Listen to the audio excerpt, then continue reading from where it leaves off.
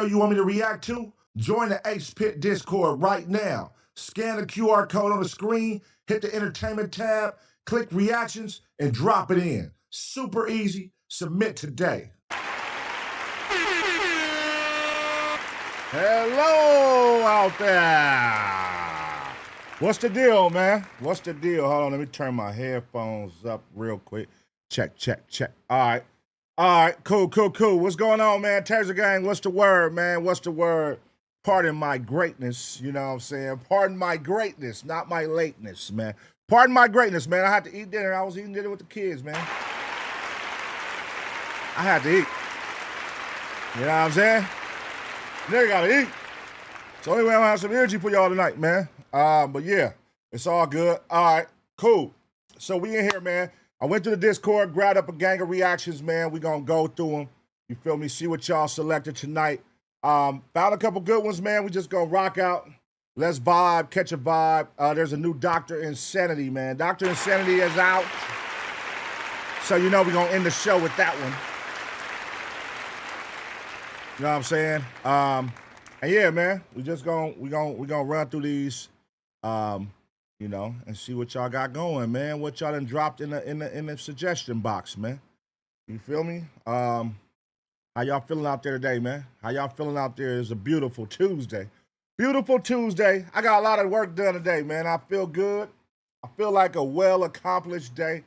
And it's nothing better than when you feel like you accomplished a lot in the day, man. You know what I'm saying? I feel like I accomplished a lot today. So, you know, I got good spirits, good energy, man. I need y'all to match my energy tonight, man. Let's have a great show. Let's have a great show tonight, man. You feel me? We went live on the members only yesterday. So members only will be Monday, Wednesday, and Friday. Yesterday, I did I just dropped it last night too, just because it's a super hot topic, and we made the whole episode about that. But tomorrow, I got some good. These are not the law and crime. I got some good ass videos for members only tomorrow. That some of them was submitted in the Discord. You feel me? But I definitely got some good ones, man. Let me see what we got. What we got here? Hold on, man. We're gonna do some reacting to these tomorrow, man. I'm gonna do that after in the morning. So it'll be like in the evening time. Hold on one second. Here we go. Yeah, man. So we're gonna react to a couple of these tomorrow that was submitted by you guys. Serial bank robber hits armored truck for $150K after serving federal sentence. Rap news, street politics. That's the shit that be going on out here in LA. You feel me? The gang shit. So, you know, I like, he don't really drop too many videos too often, but when he does, you feel me? I would love to, I like to react to him. So, you know, make sure y'all tune in for that. 50 Cent and G Lagoons jump Travis Scott. I meant to react to this yesterday, but I might react to that tomorrow. It might be old. We'll see how I go. Somebody sent this in the Discord. Poetic Flacco family came together to expose him and end his career. You know what I'm saying? Let's see what that's about. Inside America's most violent prison system with Tommy G. Investigating South Africa's white-only town with Pootie. Harold's Chicken Harris. Shout out to Harold's Chicken out in Chicago, man. Harold's Chicken Harris dies and family war erupts over $70 million empire. Harold's Chicken is worth $70 million? God damn. That's why I want to react to it. I didn't even know it was worth $70 million. What the fuck? And then, yeah, man, we might dig into these. Well, we might switch it up, actually. That might be not be the order. I forgot I got a gang of shit. The Caribbean Secret Coke Underground. I Expose Flock, the AI camera spying on you 24/7 by Tyler Oliveira.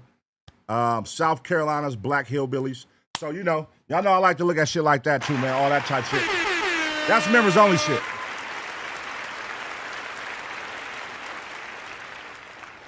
Meanwhile, on Law and Crime, we got some shit for Law and Crime, man. Harold's been around since the 80s. Yeah, shout out to Harold's, man. Goddamn, $70 million. I was asleep. I did not know that. I did not know that shit was worth $70 million, man. Sheesh. All right, cool. So tonight, y'all know how I go, man. Tuesdays and Thursdays is Law and Crime.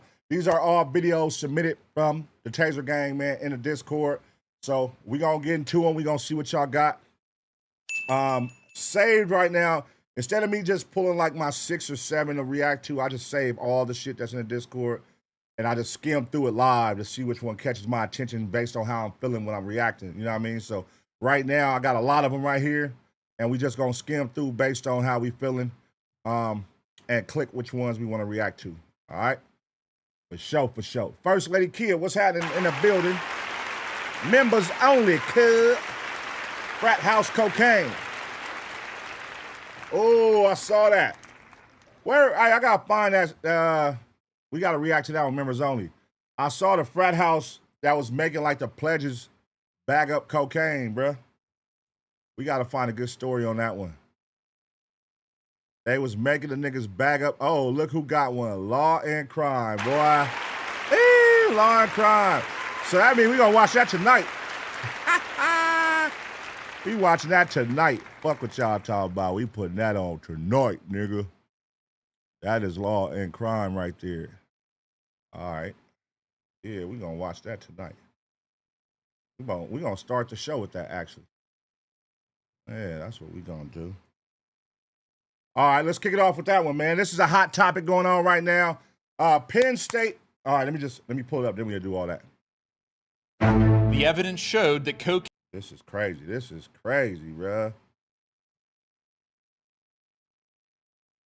All right, let's get it. All right, we're going to have to cut that off. We are going up right now. Shout out to everybody up in here, man. Shout out to the chat, man. I see y'all got that motherfucker lit up green. Shout out to all the members in this motherfucker, man. But yeah, this is a wild one right here, all right? All right, y'all. It's going down at Penn State, man. Penn State frat brothers are busted in a cocaine trafficking ring, and it's on fire right now, man. They said they had the pledges up in there bagging that work up. Let's see what's happening, man. The evidence showed that cocaine was primarily packaged at the fraternity houses and that packaging was done by fraternity brothers and oftentimes pledges. The Attorney General of Pennsylvania has just announced a bombshell criminal case against 14 people in connection with an alleged sprawling cocaine trafficking operation involving former Penn State University students and fraternities. We have the alleged evidence, the shocking allegations, and more details on how this case unfolded. Welcome to Sidebar, presented by Law and Crime. I'm Jesse Weber. Okay, before we jump into this, all you cat owners out there, who does not want their cat to be healthy and happy, right? Feeding them smalls, that's the answer. What the fuck? Where'd that come from? Cats. The fuck? All right, let's fast forward. Hold on. And treats for life when you go to smalls.com/sidebar. Between 2023 and 2024, large amounts of cocaine, kilos, were brought from Philadelphia and New York to State College, where they were cut and packaged for sale primarily to Penn State students. Damn. The two main dealers, the top of the chain, if you will, were senior members of the Delta, Upsilon, and Sigma Chi fraternities. That is Pennsylvania Attorney General Dave Sunday announcing criminal charges against 13 former Penn State University students and a student's father. So you're talking 14 people in total, all in connection with this alleged cocaine trafficking operation that was occurring through 2 off-campus fraternity houses. Crazy. And as laid out at yesterday's press conference and on the AG's website, Agostino Abatiello and Thomas Robinson are accused of being at the top. The big What? That's who was running the top? These two guys right here? I would have never thought that. fish, the main suppliers, who would make these trips to Philadelphia and New York for these large quantities of cocaine. And as we'll get into, it's that alleged travel, that alleged sophistication, that alleged complexity, which adds to the charges. Now, keep all this in mind, okay? Because I have a lot more detail from a court filing that I will get into, okay? And as I pledged you before, I think one of the most shocking aspects of this case is that pledges, so fraternity pledges, you know, the freshman students who are trying to be accepted into a fraternity, that they were allegedly directed to cut and package the cocaine. Now, here's a better sense of the charges as presented to a grand jury. Remember, a grand jury, That's the crazy. standard is really low to get back criminal charges, right? There has to be sufficient probable cause. But I want you to listen to this and listen very carefully to not only the wild allegations in general and the charges, but particularly against the father, who we believe to be Paul Robinson. Agostino Abatiello, Thomas Robinson, and two others, Mohammed Harabi and Lars Ziepfat, are charged with felony corrupt organizations because this was a coordinated and organized cocaine trafficking operation with regular trips to those source cities and large amounts of cocaine being brought back to these fraternities. They are also charged with conspiracy, dealing in proceeds of unlawful activity, and related offenses. A fifth person, Robert Zanola, is charged with felony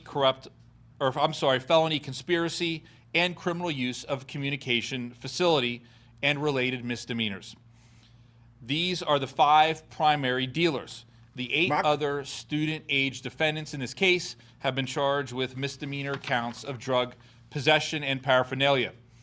The only non-student charge is Thomas Robinson's father, Paul Robinson, who we allege took steps to conceal evidence, including a safe containing drugs and cash, and obstruct this investigation. And AG Sunday emphasized at least twice during his press conference that despite the gravity and the seriousness of these charges, and we'll talk about the evidence in a minute, all these players, all these defendants are innocent unless proven guilty. And who do y'all think talked? How do y'all think they found out about this? They said this was 2023, 24. It's 2026, man. 2 years later, y'all just cracked down on this. Who talked? Who told? Get into the alleged evidence in a minute, but my gosh, wow, right?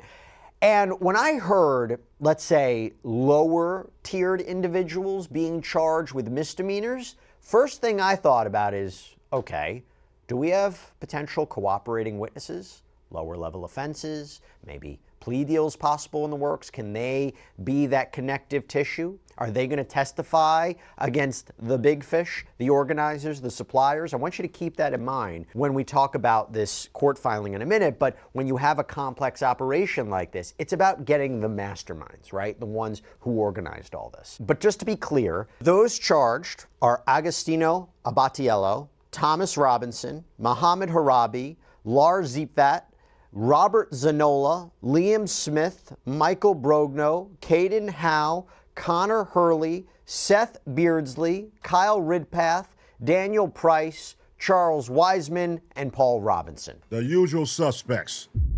The usual suspects. That's what those names sound like. But a few more interesting tidbits from this presser. First of all, why are we only seeing charges now? With the charges dating back to 2023 or the investigation, some might ask why weren't these folks arrested earlier if they were doing this amount of drugs? So the incidents occurred during the course of 2023, 2024, and that's when obviously we then were brought in. Investigations of this nature take time. They're very detailed, and what we wanted to do was make sure that we took the time to arrest all of these individuals so that we could do our best to root out this criminal organization to stop it from being able to continue to deal cocaine in the future. Oh, and when Sunday was asked about hazing-related charges for the pledges, right, allegedly being directed to do all this, he said this is an ongoing investigation, so perhaps keeping the door open for future charges. What about the school's responsibility? Hey, what happened to the pledges, though? Like, if I'm trying to pledge, are y'all going to hold me accountable? Like, come on, man, I'm trying to pledge to be a part of this fraternity. Hey, man, listen, I know it's illegal, but goddamn, I can't tell on my brothers. It's part of the challenge, man. So I feel like they're going to get the pledges a slap on a wrist, unless they went on to continue selling drugs after they made it. School's knowledge. I know there may be many questions about the university in regards to these students and this conduct. This is very serious criminal conduct. There was nothing junior or childlike about this type of conduct. This was an upper-level trafficking organization for this region in Pennsylvania. In fact, multiple witnesses who testified in front of the grand jury referred to Abatiello as the largest dealer of cocaine for Penn State University students. Jeez. Regarding the university's knowledge or actions in response to this conduct, in consideration of the confidential nature of the grand jury proceedings and ongoing active prosecutions, I can say this. We did not hear of any drug packaging happening on Penn State's campus. Again, the packaging happened at off-campus fraternity houses. And the actual drug dealing was largely from friend to friend, fraternity brother to fraternity brother, acquaintance to acquaintance, and at fraternity houses and or during parties or social engagements. Seems to me kind of suggesting the university may be separated from all this, but maybe a question that may arise somehow in the form of disciplinary action or maybe even litigation. I mean, the New York Post reports that Penn State has crazy, suspended Delta Upsilon while it investigates these allegations. They also announced that Sigma Chi is not recognized by the university, actually operates outside of its supervision. They're like, nigga, we don't know you, man. We don't even know this fraternity. Who the hell are you guys? We don't even recognize you niggas. Hey, them niggas built a goddamn fraternity just to sell drugs, nigga. That is fucking crazy, bro.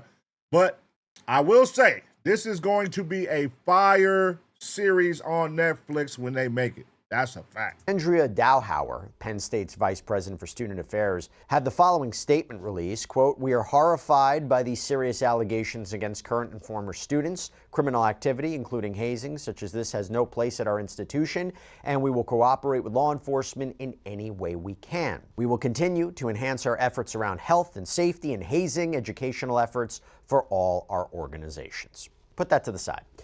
So accompanying this announcement was the release of an affidavit of probable cause and a statement of findings of fact from the grand jury. I want to read you sections from that because it provides a lot more details about how this whole case unfolded, how people were investigated, the evidence, the potential evidence, and more specifics of this investigation. So it says, quote, "The grand jury is investigating a case which began in September 2024, wherein Detective Donald Paul of the State College Police Department initiated an investigation into a cocaine distribution ring being operated in State College, Pennsylvania. Early in the investigation, Detective Paul was able to develop confidential informant, CI, that conducted several controlled purchases of cocaine from an individual whose sources was associated with two fraternities at Penn State University, Delta Upsilon and Sigma Chi. Detective Paul told the grand jury that a controlled purchase is a method used to buy illegal drugs using a CI who is under the control of law enforcement." What did you think was going to happen selling cocaine in these amounts at college? Like, my nigga, that's too many people. That's too close to each other. Where the potential of something going wrong, the likeliness of something going wrong is high, bro. Look, like, that's too many people, bro. Nigga, listen, man, if I'm at college, I get my shit off to the people I trust, but I'm not just openly selling to everybody. That is exactly what I expected from this case. That's what I expected when I was listening to that press conference from AG Sunday. Using a CI, a confidential informant, or informants like this, it is key. It is key to seeing how an alleged operation worked, who was involved, creates that connective link. You're able to get the substances in question, test them, link back to who's purchasing, who's selling, who's supplying. That is a link. That is what you need in a complex organization. The filing continues. After several controlled purchases, Detective Paul, along with the State College Police Department, arrested Thomas Robinson, who was selling cocaine from the fraternity Delta Upsilon.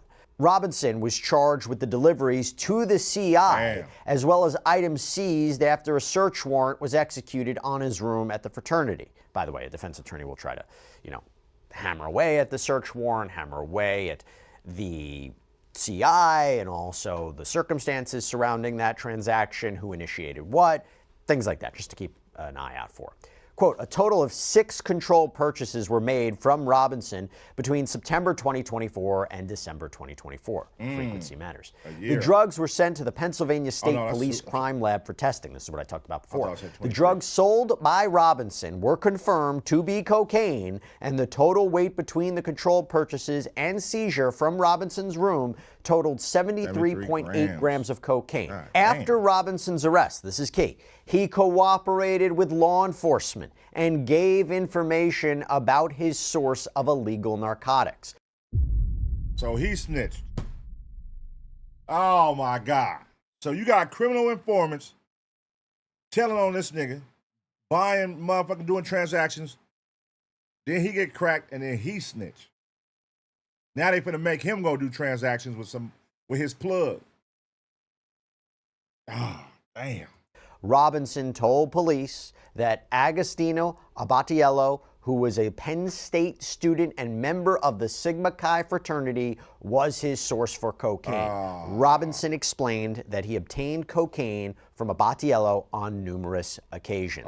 So now you have an alleged positive ID of the drugs and reported cooperation from a key figure in this case. Again, I go back to the idea, potential deal for testimony, if it's on the table, but you have alleged confessions, statements, and while potentially subject to defense attorneys trying to quash those, keep them out of a trial, it could be said to be potentially damning evidence, right? Particularly if these are recorded interviews with Robinson. But to give you an idea of these alleged purchases, it says, quote, he detailed 6 larger transactions that took place between January 2024 and September 2024. The first 2 purchases of cocaine from Abatiello were for between 6 and 8 ounces on each transaction. The third purchase took place around March 19, 2024, when Robinson purchased 500 grams from Abatiello for $18,000. Bruh. These niggas is at college moving weight like it's the block, nigga. They acting like they in the trenches pushing weight. You niggas up here pushing 500 grams to the students. You up here straight kingpin, bruh. You niggas acting like Tyreek and them. Nigga, like, what the fuck is you niggas doing? The date was confirmed using a photo on Robinson's phone wherein several pledges of Delta Upsilon were assisting Robinson in packaging the cocaine into smaller baggies for distribution. Wow. We don't know exactly what that photo is, but if it purports to show what they're claiming it shows, you know how that could be important evidence, how that could be compelling evidence. And particularly the metadata, you can determine when that photo was taken. And in terms of the payment, in terms of the money trail, keep that in mind too. I'm going to get to that. Quote, Robinson's last drug purchase from Abatiello occurred around September 2024 when he purchased an additional kilogram of cocaine for $22,000. A lot of money here. The date was confirmed because the sale took place on a weekend of a home football game at Penn State University. Now here's the part where the grand jury lists out the alleged connective tissue of the players, the defendants. Quote, Robinson explained that he first met Abatiello through Muhammad Harabi, who I mentioned before. Harabi was one of Robinson's fraternity brothers at Delta Upsilon. Harabi first introduced Robinson to cocaine at the fraternity house. Around December 2022, Harabi first started selling cocaine to other brothers within the house after taking over for another fraternity brother. In July 2023, Harabi approached Robinson and asked him to become business partners in distributing cocaine. When Robinson and Harabi returned to school in the fall of 2023, they started buying drugs together. Initially, Harabi acquired drugs from Abatiello, and later he introduced Robinson so that he could purchase directly from Abatiello. Harabi testified before the grand jury that in the fall of 2023, so now you're talking about a cooperating witness. Nigga telling everything. He ain't holding nothing back. He's snitching, snitching, snitching. And I go back to this idea of plea deals. He set up the first purchase of cocaine from Abatiello using Snapchat, a messaging application on his phone. The agreement was to purchase around 100 grams of cocaine for $4,000. Robinson and Harabi both contributed cash for the purchase. Snapchat, you're talking about a potential digital money trail, digital records for the prosecution. Now, the defendants would have to explain the substance of those conversations, the payments, their purposes. That's key evidence. Quote, Abatiello brought the drugs to Delta Upsilon and delivered 100 grams of cocaine to Harabi in exchange for cash. Harabi's plan for the cocaine was to repackage it in half-gram bags to sell for profit. Robinson and Harabi would both make a commission off the sale of bags of cocaine. Harabi and Robinson then sold the individual bags to other fraternity members or friends. Robinson and Harabi would communicate with one another whenever the bags were sold to keep track of their profits. As the drug business grew, Robinson utilized brothers of the fraternity to assist him in his drug operation. God. In fall of 2024, Idiots. Connor Hurley and Michael Brogna, brothers at Delta Upsilon, assisted Robinson by packaging cocaine and delivering bags of cocaine to individuals for purchase. And he was probably giving them a little cut. You feel me? Giving them a little allowance, man. Hey, look, y'all go run these every week. You know what I'm saying? Run these every day. Do these drop-offs. I got you. Shooting them a little something. You know, these niggas in college, like, you know, a lot of these niggas in college, even though their parents be rich, sometimes their parents don't give them the money, so they need some extra cash. Shit, it's my fraternity, brother. Shit, I ain't gonna tell if you ain't gonna tell. And then next thing you know, they all tell. That's what's crazy. We supposed to be brothers, and now we all telling on each other. Niggas ain't shit. Where's the loyalty, man? Additionally, Ryan Matson, who was described as Robinson's best friend, was also an integral part of Robinson's drug distribution network. Matson would assist Robinson in picking up drugs from Abatiello and in distributing cocaine. Interestingly, I don't believe I mentioned Matson as one of the people who's currently facing criminal charges, right? Lars Ziepvat was identified as another business partner of Abatiello. Ziepvat was a brother at the fraternity Sigma Chi. Ziepvat and Abatiello were close friends and worked closely together in distributing drugs. Ziepvat explained that he was a cocaine user, and when he first came to Penn State, he had a source for cocaine in Philadelphia. He would get cocaine from his source in Philadelphia for himself and some of his fraternity brothers, including Abatiello. Initially, Ziepvat and Abatiello were buying between 3.5 to 7 ounces of cocaine from his Philadelphia source. After a short time, his source would no longer talk to him, so he and Abatiello sought out a new source. Abatiello then found a source in his hometown in New York that would supply them with larger amounts of cocaine. Ziepvat testified, again, maybe another cooperating witness, that once a source was obtained in New York around spring 2023, Abatiello made a large purchase for 100 grams of cocaine. Once he made this large purchase, Ziepvat described a shift in Abatiello, and it was clear to him that Abatiello was now selling drugs for profit rather than sourcing it for himself and a few friends. Niggas telling on each other like a mother. This is crazy. Breaking everything down. Every little key detail. How he got started. Where did he get started? Who was he buying from? Who did he switch to purchase? That's crazy how these niggas be talking. But what was y'all thinking selling that much goddamn coke out of college? The fuck was y'all thinking? Abatiello branched out from selling cocaine within the fraternity house and extended outside the house to other fraternities and students. On another occasion, in spring 2023, Abatiello asked Ziepvat and Robert Zanola, another Sigma Chi brother, to make a trip with him to New York to re-up his supply of cocaine. At the time, Zanola was already purchasing cocaine from Abatiello. Abatiello offered Zanola between $500 to $1,000 to make the trip to get cocaine. Ziepvat stated that Abatiello paid half the purchase price ahead of the trip, and Zanola paid for the rest in cash. Ziepvat and Zanola took 3 trips to purchase large quantities of drugs for Abatiello. They would drive to a location based on an address given to them from Abatiello. A man would deliver a bag with cocaine in it to either Ziepvat or Zanola, and they would return with the bag to State College and give it to Abatiello. Ziepvat and Zanola received payment for making the trip from Abatiello in either cash or a cheaper price for cocaine. Ziepvat explained that after Abatiello would get a large supply of cocaine, he would bring the drugs to Sigma Chi and have other brothers and pledges assist him in preparing and packaging the cocaine for resale. When Ziepvat and Zanola would return with a supply of cocaine for Abatiello, he would utilize fraternity brothers or his roommates when he later moved to an off-campus apartment to assist him in cutting up the cocaine and packaging it in smaller amounts to distribute. So, you know what? This nigga was feeling the power, man.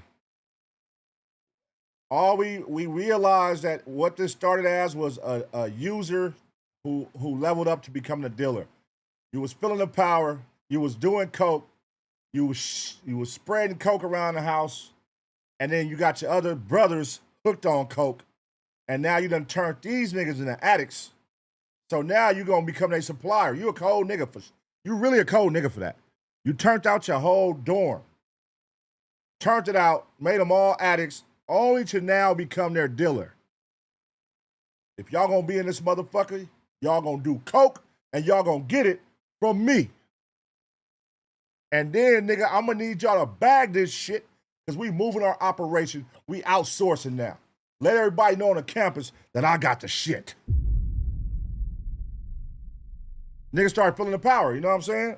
Hey, man, he learned the hard way. What you're seeing in these allegations is the level of sophistication, pattern, travel, money, payments, organization, which would help support the charges like we mentioned before: felony, corrupt organizations, conspiracy, which is essentially a criminal agreement, dealing in the proceeds of unlawful activity.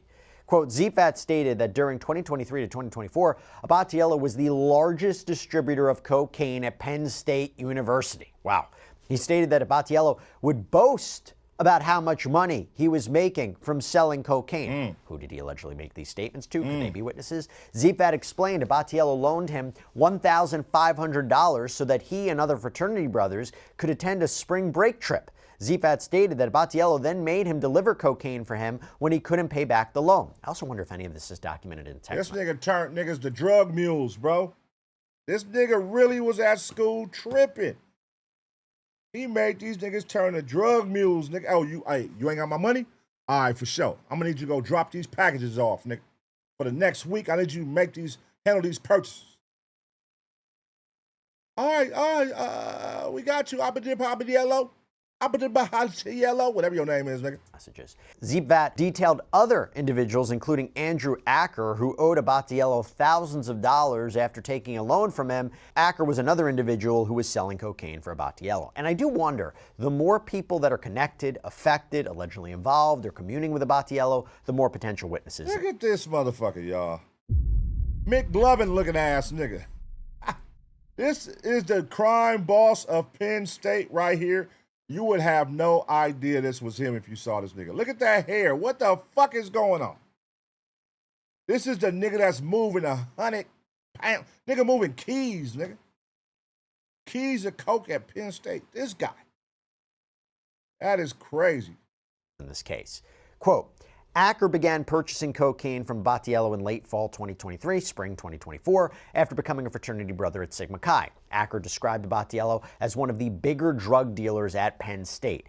Acker began selling cocaine for Abatiello to make extra cash. Acker explained that he would often use Cash App to pay Abatiello for the cocaine that he was distributing, and he believed the amount of those transactions to total around $30,000. Wow. In total, though, Acker believes that between cash and digital transactions, he paid Abatiello over $50,000 for drugs. Cash App, digital evidence, digital records. All right, man. This is why these young niggas, like, just leave this shit alone, man. Don't do crime, man. Who the fuck is doing drug deals on Cash App, bro? Who the fuck is doing digital drug deals? Why, in your rabbit-ass mind, would you say, I'm going to buy a Kia Coke on Cash App? Like, what are you niggas? Idiots, man. Again, this could be tough for a defense attorney. Innocent unless proven guilty, but just talking about potential evidence here. Now, here's how this filing concludes. Quote, several witnesses testified before the grand jury that they purchased cocaine on numerous occasions from Abatiello during their time at Penn State between January 2023 and August 2024. Many of the witnesses also either assisted or observed Abatiello preparing cocaine for sale by cutting it from a larger form to smaller individual bags for distribution. The consensus among the witnesses, and by the way, we don't know how many testified, but the consensus among the witnesses that testified before the grand jury is that Abatiello was the main dealer of cocaine at Penn State during this time frame, and he was making considerable amounts of money in the business. Abatiello has continued to distribute cocaine among his friends as recently as February 2026. Additionally, when he learned that individuals were being interviewed by law enforcement about drug dealing at Penn State, he begged them not to talk about his involvement. I don't know how they plan to prove that, but if there's some sort of communications or witness testimony, look, that's a deeply, deeply unsettling set of allegations. By the way, I can report right now, just came out, that according to CBS 4 News, investigators say that Mr. Abatiello has turned himself into authorities, that he was arraigned on multiple counts, as we talked, drug possession, conspiracy charges. They also report that according to online court records, Abatiello is now being held without bail. I don't see, as of this recording, a statement from his lawyer or lawyers, but we'll see. I do want to go back, though, for a second to AG Sunday from that press conference, where he explained why this is such a big deal. What to say to parents that are concerned about this. Listen, man, hold on. So this nigga kept this shit going. He at this point, he's in cruise control. He's serving, he going crazy. Then he gets a whiff that the police are on me. Then he starts telling everybody, hey, don't tell. And what they do? They went to go tell that he was telling them not to tell. Nigga, listen, not only was they getting your pushers, nigga, they got the name nigga that was buying drugs from you on campus. And he told them everything, how you got it, where you went to go get it from, who was your dealer, how much you paid, how much he paid, when he missed a payment, what had to happen. Transactions, digital transactions. Like, you're an idiot, bro.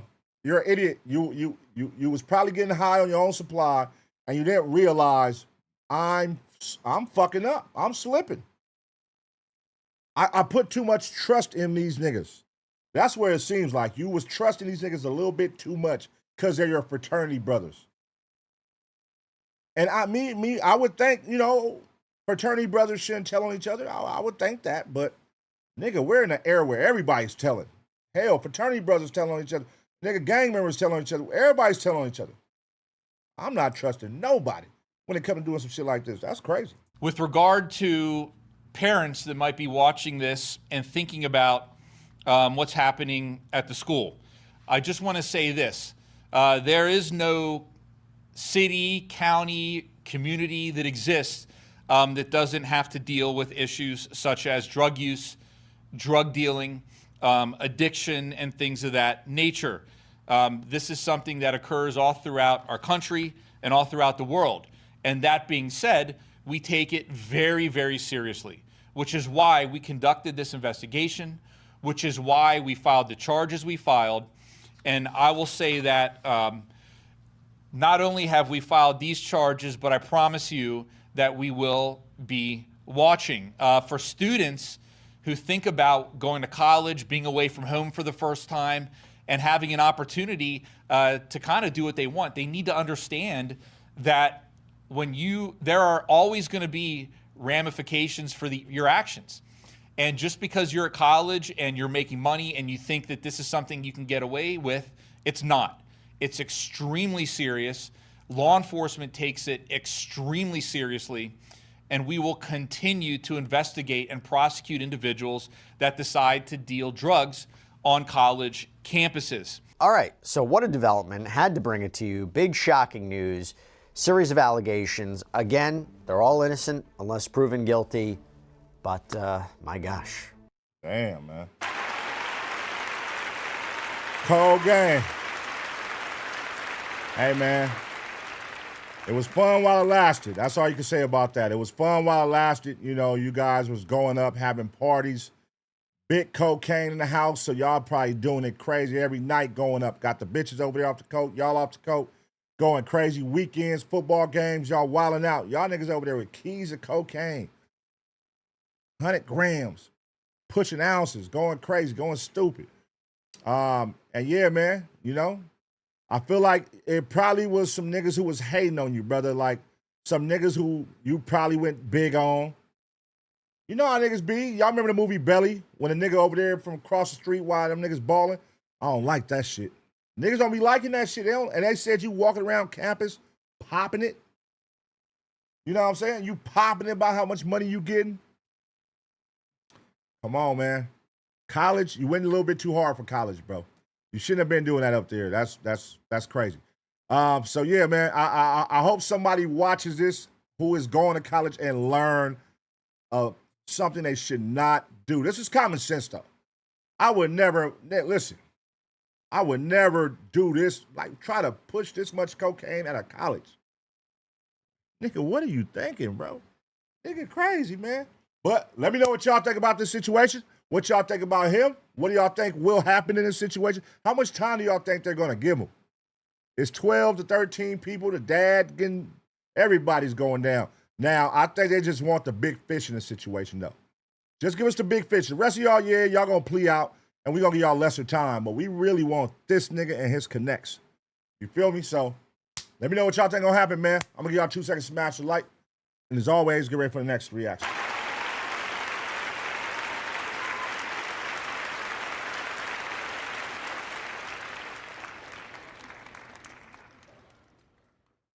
Yeah, he was going too hard on campus, man. He was going too hard. You know you can't be popping it up there, man. These niggas is young. Some niggas is broke. Some niggas got wealthy parents. Everybody don't. But you probably walking around doing it up. You know what I mean? Depending on how cocky and arrogant arrogant you are you an asshole to other motherfuckers? You know? If you an asshole, for sure niggas gonna tell on you. These niggas don't give a fuck. All right, this is what I wanted to see, man. I saw this story. Somebody just posted a picture on Instagram, and they said there was a situation where a guy attended his homeboy's funeral. Hey, let me pull this up. We're going to do the intro. Nobody wins when the family feels. But Hold on. Kentucky wins when the family feels. But All right, y'all. This one right here is wild, man. This one right here is wild, man. A Kentucky man is accused of killing his own homie and then going to his funeral and posting a picture with his mom and kids. That's crazy.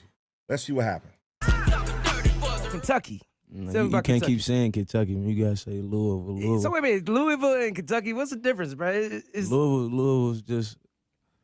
You it's have the to only, say people. it's I the get it. only, You got people who say It's the people only say- big city in Kentucky. No, The owner of a smoke shop was shot inside of his Louisville store. Police now say they have the man who pulled the trigger.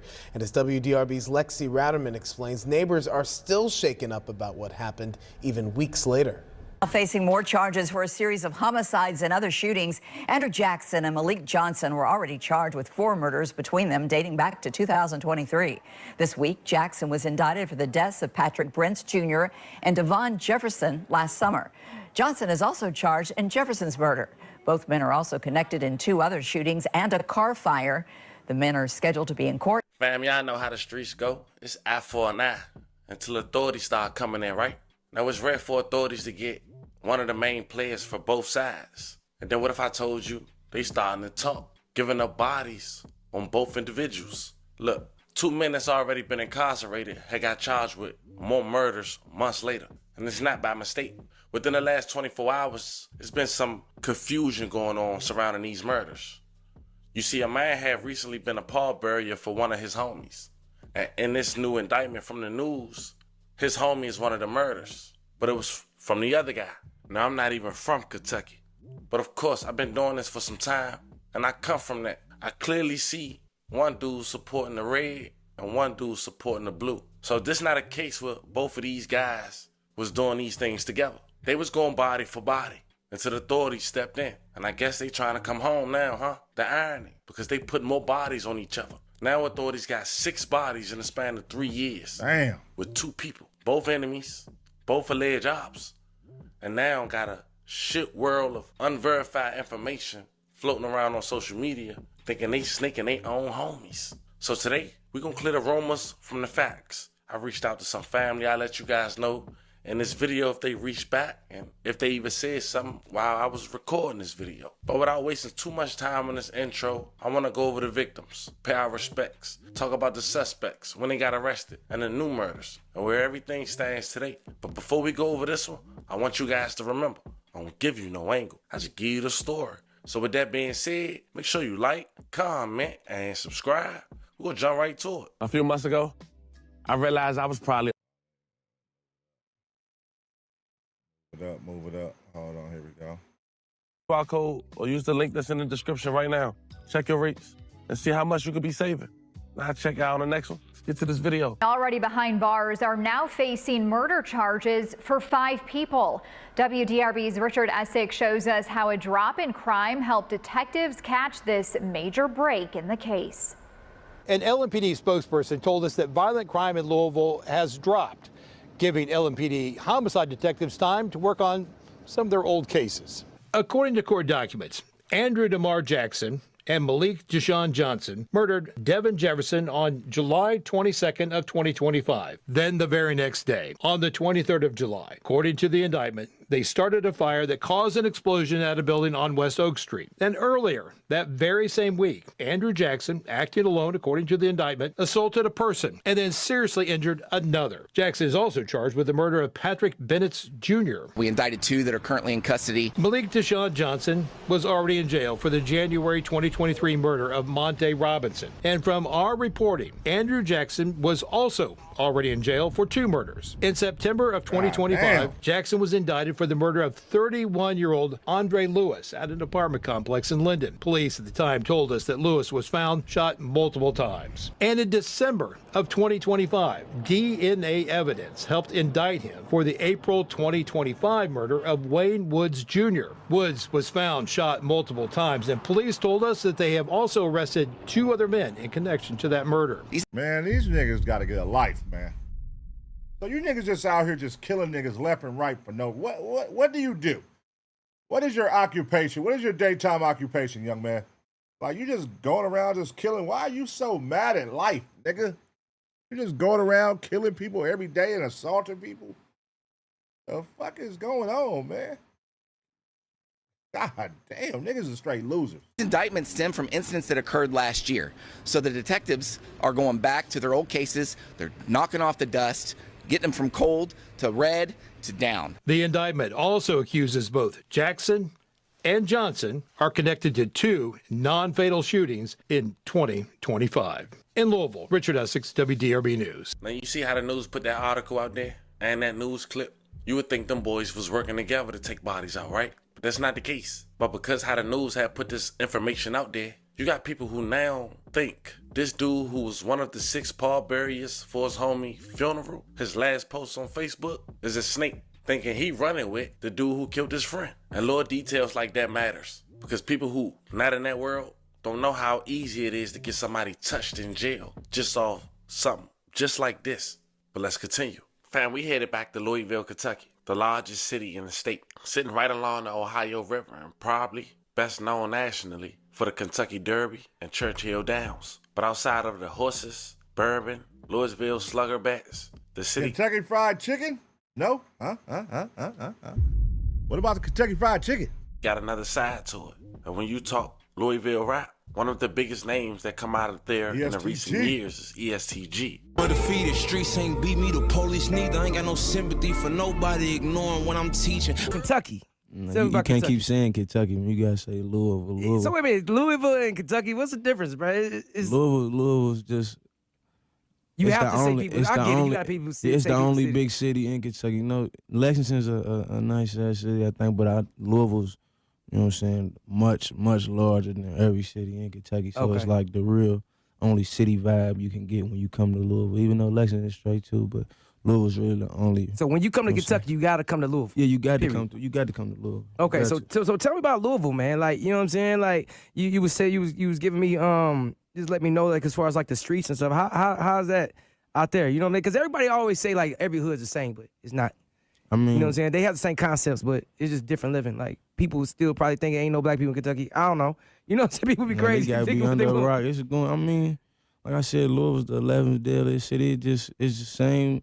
It might be a little worse than Atlanta. You know what I'm saying? It's just because I feel like y'all crime and stuff might be suppressed a little bit by how much positive stuff y'all got going Opportunity. on. Like, yeah, y'all got opportunity. You know what I'm saying? You got to think. Like, we was just talking about this earlier. We seen some kids at the mall. They was, you know what I'm saying? Selling waters? Selling waters, working their little move. Working their football team in their football season? And I'm like, you can't even blame them for being like that, because they wake up and see race and, you know what I'm saying, Benzes and You know what I'm saying? Shit like that every day. Like, we was waking up and seeing nothing. Like, you know what I'm saying? But the nigga with the bag in the neighborhood might come through in a straight. And so the niggas just, oh damn, a straight side went a straight really ain't, you know what I'm saying? Right. You know what I'm Ain't what it is for real. It ain't really nothing. Now, because Louisville got its own neighborhood politics, crews, and street beef, you'll see red and blue use affiliation by different groups. But don't make that mistake of thinking every situation is simply Blood versus Crips. There's goddamn gangs everywhere. God damn. Louisville, Kentucky.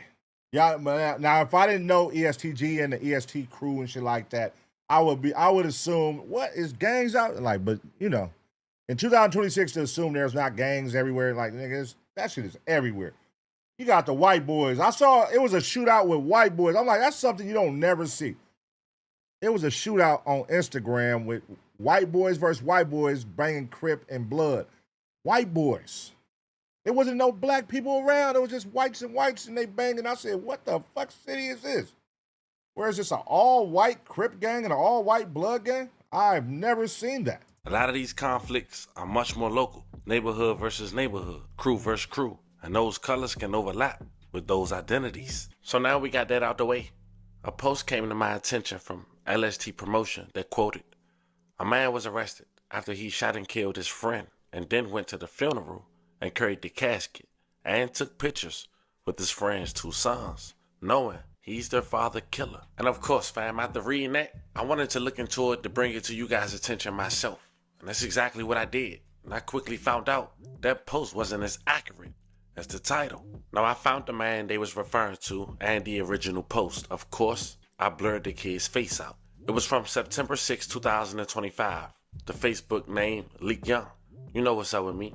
You started this shit, so it's only right I finish it. I got to kids, brother, and mama 4L. Loyalty, broken heart emojis. And we're also looking at the pictures. Everybody had blue, even the bandanas that was wrapped around the leg. Now, the funeral of that guy was a man identified as Patrick Brent Jr. As you can see, he's affiliated with Crips. I'm not saying he's one, I'm not saying he's not. Now, before we talk about Patrick losing his life and when exactly he lost his life, I want to talk about some run-ins with the law that he had years prior and his family having with law enforcement months after his demise. Now, his nickname was Boo Baby, and back in 2020, police say he was one of 2 men who walked inside a local smoke shop in the Oakdale neighborhood and shot the owner several times before being arrested. The owner of a smoke shop was shot inside of his Louisville store. Police now say they have the man who pulled the trigger. And as WDRB's Lexi Ratterman explains, neighbors are still shaken up about what happened even weeks later.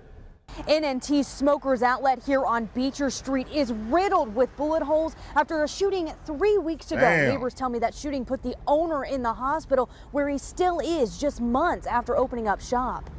It's sad, you know, that nobody can open a business like that over here. You can't have a business open without having fear something like this happening. Police say 24-year-old Patrick Brent walked into the store with another suspect and started shooting. He shot 19 rounds. Neighbors tell us the owner was shot 7 times. Damn. God damn. Nigga. What the fuck was you in there doing? See, these niggas is dumb. That'd be the thing about this new generation. Like, these niggas be out here just shooting and they get caught the next day. They do it on camera. They do it in front of everybody. You niggas is the most impatient, wanna pull the trigger ass niggas I ever seen in my life. God damn, y'all don't care? Y'all don't care that there's cameras? Y'all don't care that people watching? You hate a nigga that bad, bro? That you, like, what? You know what's gonna come with this, nigga, if somebody see you. Like, you know what's gonna come with this, bro. PD says surveillance videos caught Brent in the act. He was arrested yesterday. As we talked to several neighbors and told them one of the suspects from the shooting was arrested, they were happy to hear the news that the beloved store owner is getting justice. They say when he opened shop, he was a bright light for the neighborhood that looked at a dark, vacant building on the corner of the street for years. He was a great guy. He was wonderful to the neighborhood, the community. I mean, on Thanksgiving, he gave people in the neighborhood free turkeys. was always doing events for the kids. According to court records, this is not Brent's first run-in with the law. On top of his attempted murder and assault charges from this shooting, he also faces possession of a handgun by a convicted felon for a similar case of shooting someone and running away. No word on that other suspect. As for the store owner here, we don't know his condition, but we know his neighbors are ready for his return. They even painted his door to welcome him back after he recovers. Reporting on Beecher Street, Lexi Ratterman, WDRB News. Now, that incident happened January 7, 2020. He was in the act, on camera, shooting more than 15 rounds at a store clerk. Thank God he survived, but he managed to come home. I shouldn't even have to speak on nothing else regarding to that. What? What? How? We know how. You just shot a nigga 7 times. And you was able to walk away, walk scot-free in less than 2 years. What? Plus 2 do equal 4. And this is probably why he had a target on his back shortly after his release. August 25th, 2025, Patrick Damon Dwayne Branch Jr., then 30, was gunned down. No news reports, no articles, just a date.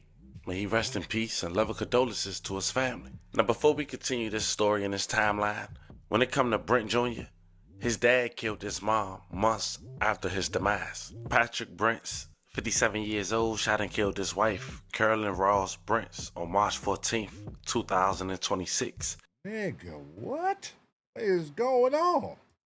7 months after Patrick Brent Sr. son was gunned down. An argument in their Louisville home. Court documents say Ross Brents told Brents he needed to clean up the house before they went out of town because she wanted to come home to a clean house. That sparked an argument that led to Brents grabbing the firearm from his bedroom while her son, who was living, told Brents not to shoot her. Brents responded, quote, "What you gonna do about it?" end quote. Her son saw his mother fall to the ground after being shot in the stomach. Bruh, you killed your wife because she told you go clean the house? You don't... This is crazy. You that damn filthy that you don't want to clean up the house. All she's saying is, hey, we finna go on vacation. Let's clean the house up so when we come back, the house is nice and clean. That's typically what people do before they leave on a vacation. They like to make sure their house is straight so they can come home to a clean house. What's wrong with that? Instead, you choose to argue, and not only argue, you go as far as killing her over you not wanting to clean your house. That is despicable, man. That is despicable, bro. I see where your son get it from, man. God damn. Ran outside and told his cousin to call 911. Brents claimed he grabbed the gun while trying to leave and is suddenly discharged. Police arrest him for the shooting. May Carolyn Ross Brents rest in peace and love and condolences to her family. In killing his own wife in their Louisville home. LMPD was called to go to a home on Southwestern Parkway Saturday afternoon. An arrest report reveals Patrick Brents is accused of shooting his wife in the abdomen after they got into an argument. She has died from her injuries. Brents is charged with first-degree domestic violence. He is expected in court on Tuesday morning. Rest in peace to her, man. Rest in peace to her. If we get back to Brent Jr., as mentioned, he was gunned down August 25th, 2025. This was his friend post at the funeral a week later, and now this post is currently going viral. But the following day, the friend who made this post would be arrested. His name was Malik Johnson. He was indicted for 2 murders back in July of 2025 and January of 2023, and at the time it was only 2. Fast forward almost a year later, police charging him with 1 more, and none of them happens to be Patrick Brents Jr. Now, before we disclose all the murders that Leak, aka Malik Johnson, was indicted for and the new murder, we have to talk about a murder that took place a month before Patrick Brent Jr. It happened on July 22nd, 2025. The victim was identified as Devion Jefferson. He was a man who was affiliated with Bloods. And as we said with Brent Jr., I'm not saying he's one, I'm not saying he's not. I'm just saying based on what he's wearing, the captions people putting up his post-demise, and also the people he's affiliated with, the colors and bandanas of their choice. This is the murder that a man identified as Andrew Jackson, who's also an alleged blood. This is the murder. Niggas wearing a red Crenshaw jacket. A Nipsey Hussle red Crenshaw jacket. These niggas is out. So you hate Crips, but you wearing Nipsey Hussle shit. But since it's red, you're gonna wear it. Golly, these young niggas is fucked over. That Leak was also charged with as well, based on DNA, and causing a fire at this location. And this is where the confusion comes in at. People assuming, based on the report, that they did this drill together to kill Devin Jefferson. But that wasn't the case. Leak, aka Malik, was there, and some say his side was responsible for Devin's demise. But Andrew got charged with it as well because he was with his friend, Devin Jefferson, allegedly. And in return, both Leak and Andrew was charged with the demise of Devin Jefferson on July 22nd, 2025, who was an alleged blood. But retaliation would come, as we know, allegedly, the following month in Patrick Branch Jr., an alleged Crip. But a month after Patrick lost his life, Jackson was also indicted in September of 2025 for the murder of Andrew Lewis, a murder that took place in May of 2024. And after getting his DNA for that arrest, it led to another murder that happened in April of 2025. The murder of Wayne Woods Sr. May he rest in peace and love and condolences to his family. So for Jackson, that's 3 murders alone. Devin, his own crew, Wayne Woods Sr., and Andrew Lewis. And when it comes to Malik, he was indicted for Jefferson murder. He was previously indicted for the January 2023 murder of Monte Robinson. At the time, he faced additional charges of being a convicted felon in possession of a handgun, tampering with physical evidence, and fleeing or evading police. So now we broke this down on where everybody fits in this story. Check out this news clip once again. So who was charged for the nigga? Who was charged for the nigga that his homeboy? Nobody? So where did this narrative that he helped? Where does that come from? And it'll probably make more sense. Now facing murder charges for 5 people. WDRB's Richard Essick shows us how a drop in crime helped detectives catch this major break in the case. An LMPD spokesperson told us that violent crime in Louisville has dropped, giving LMPD homicide detectives time to work on some of their old cases.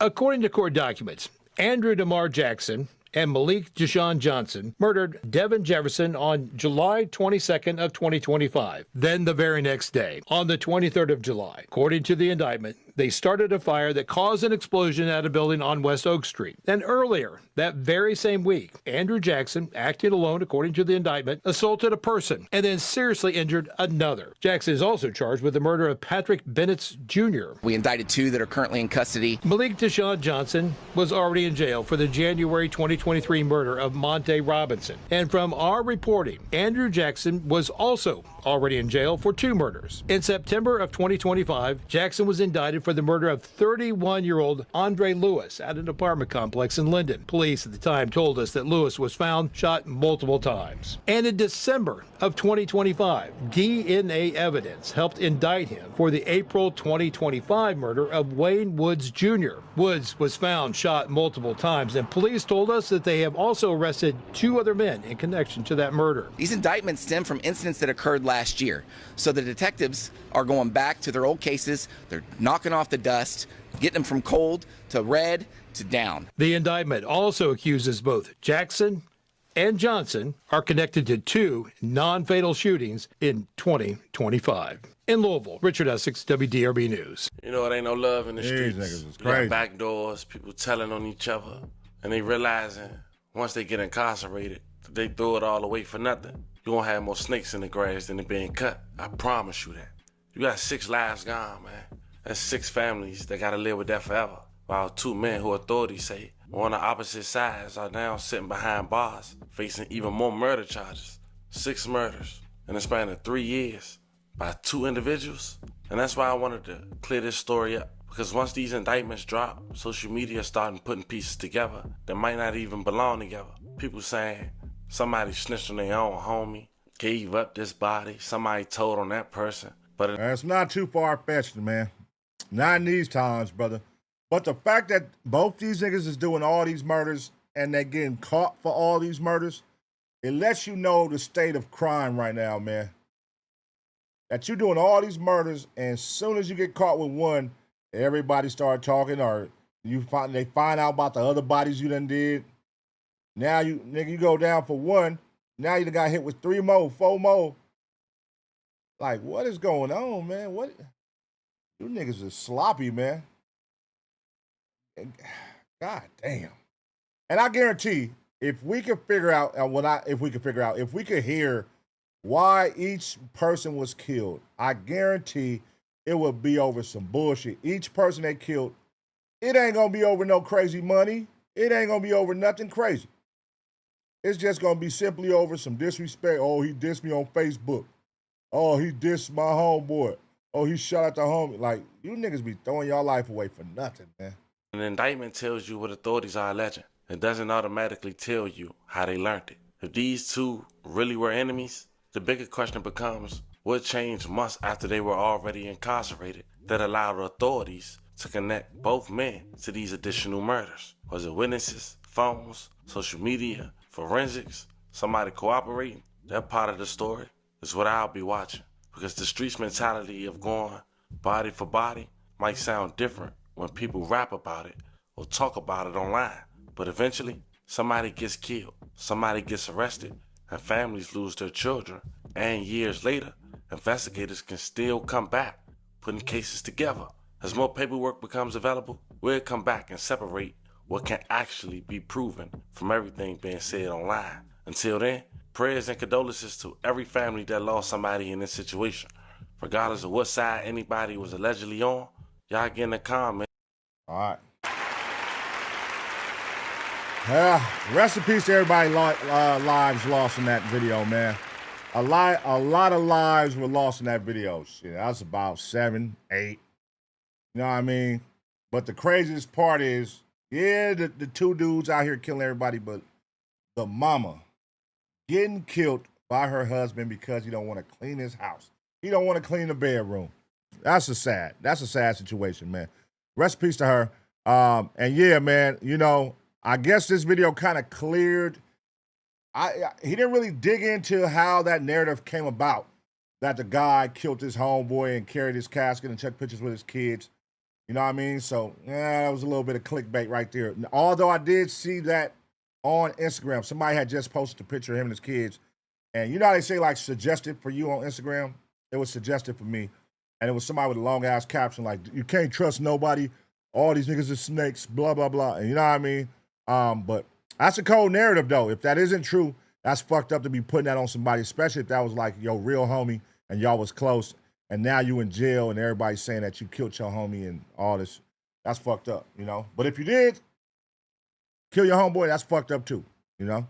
But as far as that, I guess it seems like he was clearing the narrative of what they was pushing out there. So until we get some solid, hardcore evidence or proof, I'm not going to say that's true, man. But you never know. You never know in today's days and times, man. So let me know what y'all think. I'm going to give y'all 2 seconds to smash the like.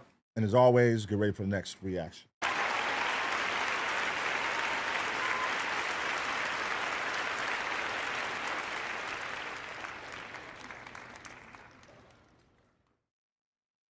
Hey, listen, man, I don't doubt nothing with these young niggas, man. Is that possible? Could that be possible that he did that? Yes. Highly possible for sure, you know? I don't doubt that. Hold on, let me just save these real quick, bruh. So I know that I reacted to them. All right. Let's see, man. What else we got here? We got a lot of them, man. We got a lot of them that we can click on. Let's get a body cam video going. I want to, let's see. We need something with some action. I want to watch something with some action, man.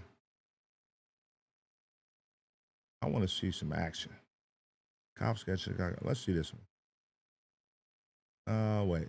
Simple travel on list of 15. All right, let's watch this one. Let's see some action, man. Can't go wrong with a good car chase, man. Can't go wrong with a good car chase, y'all. Let's get it. All right, man, it's going down.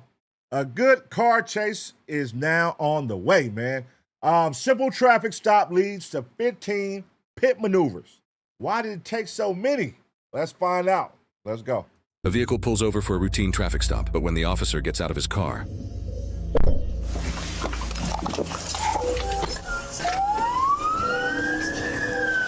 Vehicle's taking off. We'll be on Wildest. Approaching the dead end.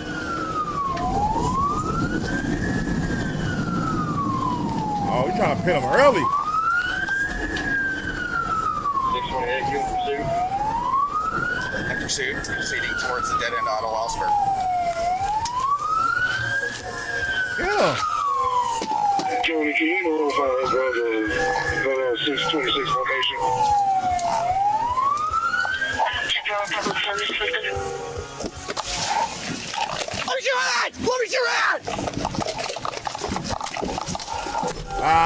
What an idiot. Turning around back on Wildest. We're approaching you, Hunter. Why would you get out the car?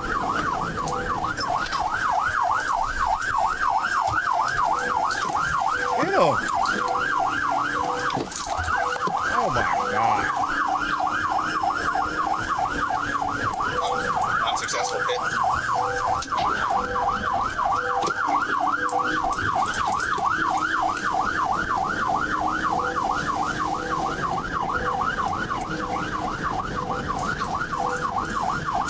Oh, this some country ass shit. This some country ass shit, man.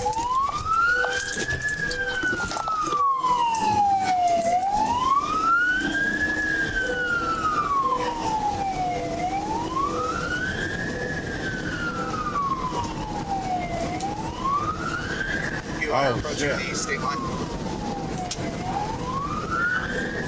Notify Montgomery County, we will have charges. It's a white female driving.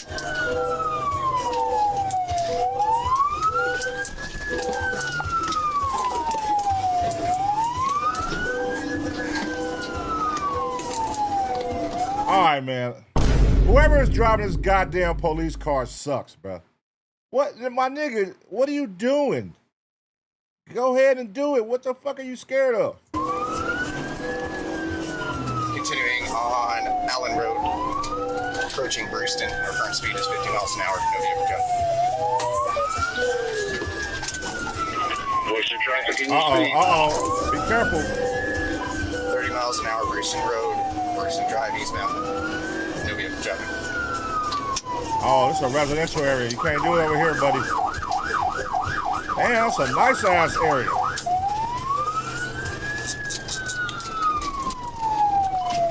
We are continuing on Brewston Drive, passing Melissa Lane. Our current speed is 50 miles an hour. No vehicle jumping. Bro, did y'all notice how fast it changed from like being in some goddamn country ass hick town to a nice ass suburban area that fast? Only a couple blocks? That shit is a fucking night and day. Montgomery County data, what your charges are? Apache Way, passing Brewster. We are now headed eastbound. Our current speed is Don't do it in 37 miles an residential, hour. nigga. Traffic.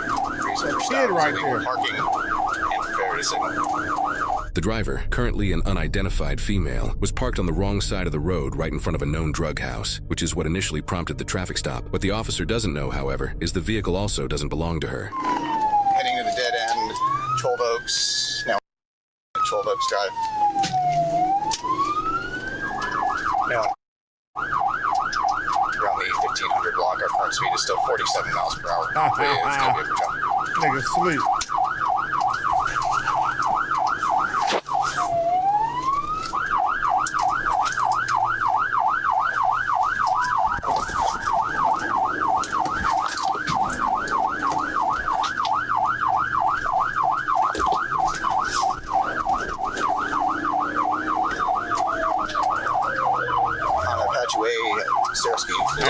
Hey, this motherfucker's so thirsty for a pit maneuver. Like, bro, you finna do this shit in a residential area, nigga? Like, you're finna try to force this shit gonna spin off and go into somebody's house, bro. better catch that nigga in one of these open roads, man. Be patient, man. Obviously, they can't drive. Well, you can't drive either, shit. Our current speed is 15 miles per hour with no vehicle traffic. She's intentionally trying to stop me from conducting a pit maneuver.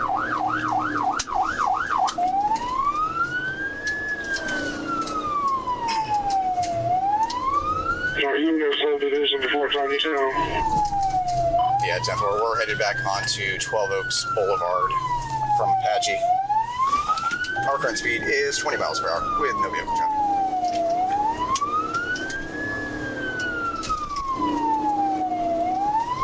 I'm approaching over there now. Don't do it, man. Not right here, fool. 12 Oaks, passing Bonnie Blue. Oh! We are northbound towards Tiny Town. Our current speed is 56 miles per hour with moderate vehicle traffic.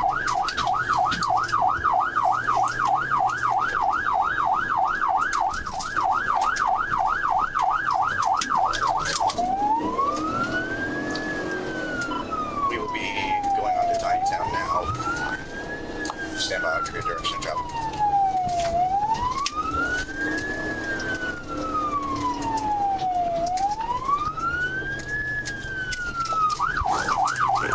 We will be on Tiny Town Road, southeast. Approaching back to the road. Bro, look how thirsty this nigga. Bro, you about to pit maneuver and it's a person walking right here, bro. You so thirsty. You don't even know what you're doing. That need to get somebody behind the wheel that know what the fuck they doing. This is clearly a rookie or something. Dude, move. You sure she's going back to the road? Bro, you about to get somebody killed. 10-4, another unsuccessful hit.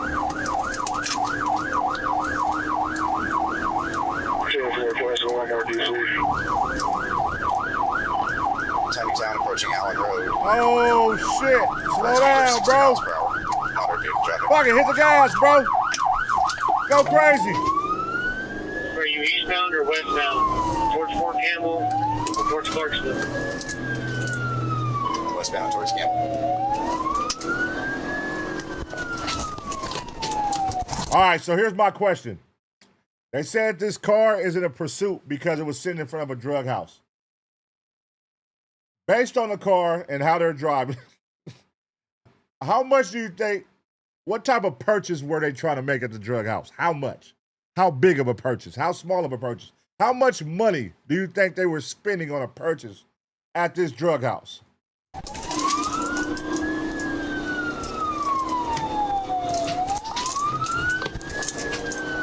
Bro, you gonna get somebody killed. Bro, you gonna get somebody killed, bro. This nigga's driving dangerous. Successful pit. 1,000 Tiny Town. Backing up.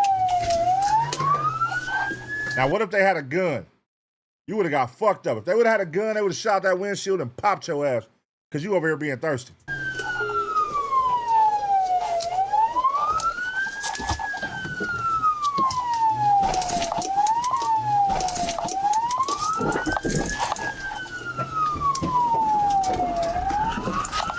Stop your vehicle!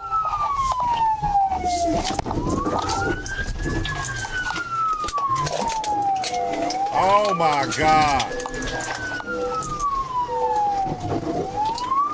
Oh my God.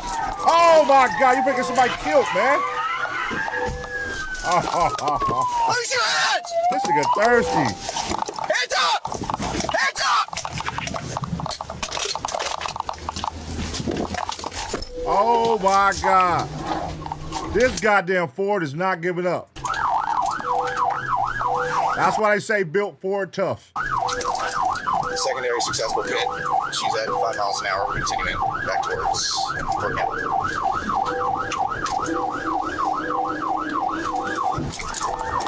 Oh my God.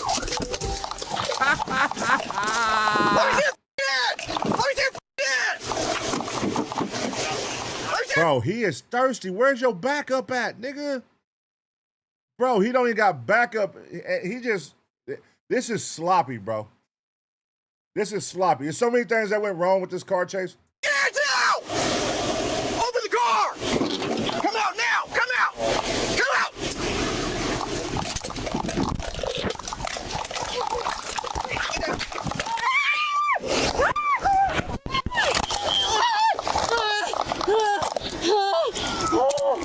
Oh, God.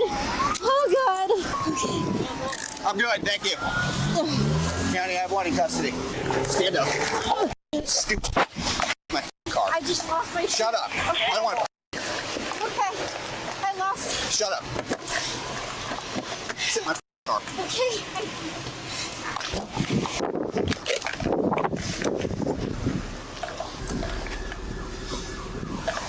County, the car's clear. I'm 10-4.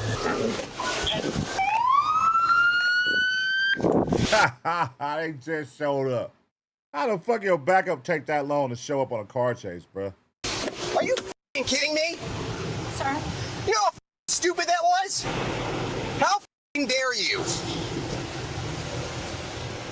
What the f*** were you thinking? I wasn't, sir. Everybody else in the car? No, it's clear. It's clear. Did they hit anyone else? That's it. We're good. You have the right to remain silent. You understand this, right? Bethany Spears. Why'd you run? I was scared. I'm scared of what? I don't know, sir. Do you have drugs in the car or something? No. Then why are you running? There's a reason you're running. I just didn't want to go to jail, sir. You have warrants? No. Why would you go to jail for a turn signal violation and for illegally parking? Like, what? Make that make sense to me where I up my car, I up this car, why I'm chasing you, the entire public? Why the am I doing that? So you better come up with a better reason. This nigga sound like Ned Flanders, bro. Nigga sound like Ned Flanders. Well, why would you do something like that? This nigga's crazy, man. Fucking white questions, man. Give her a fucking... Lock her up, man. What you gonna do, man? All them dumbass questions. She high as giraffe pussy right now. She can't even register in what the fuck you asking her. And I was scared for a turn signal violation for illegally parking. I'll let you think about it. Why the hell was she running? I got scared for illegally parking and a turn signal violation. You're joking. Nope. Now she was in front of a known dope house. How dare you? Is there dope in the car? This is your time telling. No, there is. How much? Not very much at all. A little bit of meth or something? A little bit of meth Okay, and a little bit of heroin. Is that why you ran? Yes. See? Makes more sense. I don't know who you are as a person today. It's not great. That changes lives. It does like this. You know what it probably would have been if you would have stopped and you had dope on you? Probably been a possession charge and you'd probably be out tomorrow. This is a 2-year minimum in Kentucky. Yeah. I dropped my flip-flop and my phone. I'm more worried about my phone. How dare you? I wasn't thinking at all, sir. Hang tight. We'll get your flip-flop in your phone. Thank you. Are you on right, sir? Bro, look at that big ass meth pipe, bro. God damn. Big ass meth pipe. That motherfucker was huge. Where's the dope outside on Terra Car Park? It's in the front in my purse. It's like a little pink pouch. Whose car is this? It's my boss's. Your boss's, okay. Your boss car.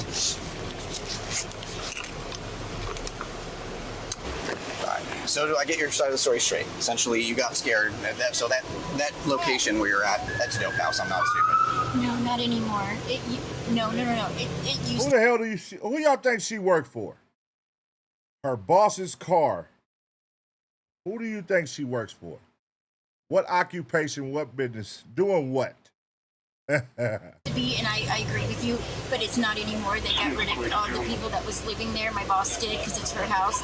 She kicked all them people out, and now it's a handicapped lady and her son and husband that live there. I had picked the son up from school, and I was dropping him off from school, and I picked up the internet box because I had to bring it back to my boss. So it's not a dope house anymore. So they got rid of it? Yes. Okay. I'm going to start writing my warrants. So you're in Tennessee now, so it makes it a lot more difficult. So I'm going to start doing my paperwork and everything. If you would have pulled over, even if you would have stopped right after you made that stupid decision, I know, and I was going to.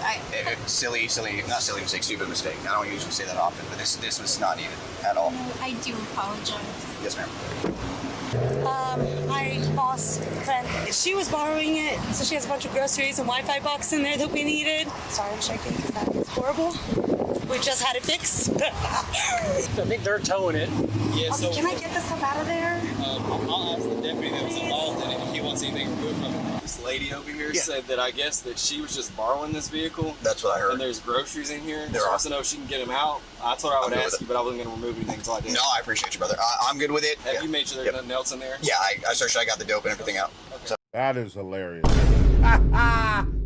You know you starving, cuz. You done came to the car chase like, hey, hold on, look. Fuck the car. Even though it's my shit, I just got fixed. I need them groceries out of there. Can I get them groceries? Oh, and a cable box. Let me get that cable. Fuck her. We ain't tripping off her. Let me get them groceries and that cable box, please. Pronto. Appreciate you. He said he's cool with that, so if you want to... Okay, pull up, or... Yeah, you can pull your car over here in the middle. Is there a way you'd be able to help, or... Because it's a lot. Just try to make as many trips as you can. Sure. Just be careful with the traffic. Just grabbing the groceries. He said he was good with it, so... According to court records, this suspect, whose name isn't identified for privacy, was charged with improper parking violation, improper signal, operating a vehicle on a suspended or revoked license, felony first-degree wanton endangerment, felony first-degree fleeing or evading police, felony first-degree criminal mischief, possession of drug paraphernalia, her first offense of felony manufacturing methamphetamine, and felony first-degree possession of fentanyl. She is presumed innocent unless proven guilty in a court of law. What you just saw is rare. In the body cam footage you watch, one officer attempt 15 pit maneuvers during a single pursuit. Now, according to a survey of about 10,000 pursuits, pit maneuvers were used just 1,018 times. Do the math, and that works out to roughly 9.8% of pursuits. In my entire career, I'd never performed a pit maneuver. Most officers in America never will. Many agencies don't certify the officers to perform them, and some agencies don't allow them at all, which makes footage like this even more unusual. Being trained and certified to perform pit maneuvers takes a tremendous amount of vehicle control. An officer has to match a suspect's speed, get into the right position, make control contact, and still recover their own patrol car afterward. That's just the physical part of it. Knowing when not to attempt a pit can be just as important as knowing how to perform one. Most properly executed pit maneuvers result in relatively minor damage to the patrol car. But when you're dealing with a suspect like the one in this body cam, that isn't always how it ends. Potentially thousands of dollars in damage, all because she chose to multiply her felonies instead of facing the consequences of a simple traffic stop. Yeah, all right, for sure. Yeah, she blew it, man. But the cop blew it even more, though. The cop, listen, bro, I don't think he knew what he was doing. Clearly, 15 pit maneuver attempts, and it's like, bro, what? Like, look where you were doing them at. Like, it's little kids around on scooters. You're in a residential area. Like, this car can spin out and drive into the house, and that's going to open up another case on y'all niggas. Like, bro, you imagine being at home in a residential area, and this dumbass cop is attempting a pit maneuver on a car, and it goes through my house. Like, nigga, just wait till you get on the fucking highway, man. Just wait 5 extra minutes, bro. What are you doing? There's kids out here playing on scooters and shit. You fucking up the game. And then she over here, she done used the boss car to go pick up a goddamn groceries for the store and go grab a cable box real quick. And you supposed to be coming back, and you done went on a whole car chasing my shit.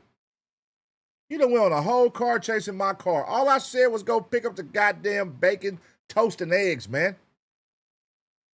What the hell is you doing going just because you parked the wrong way?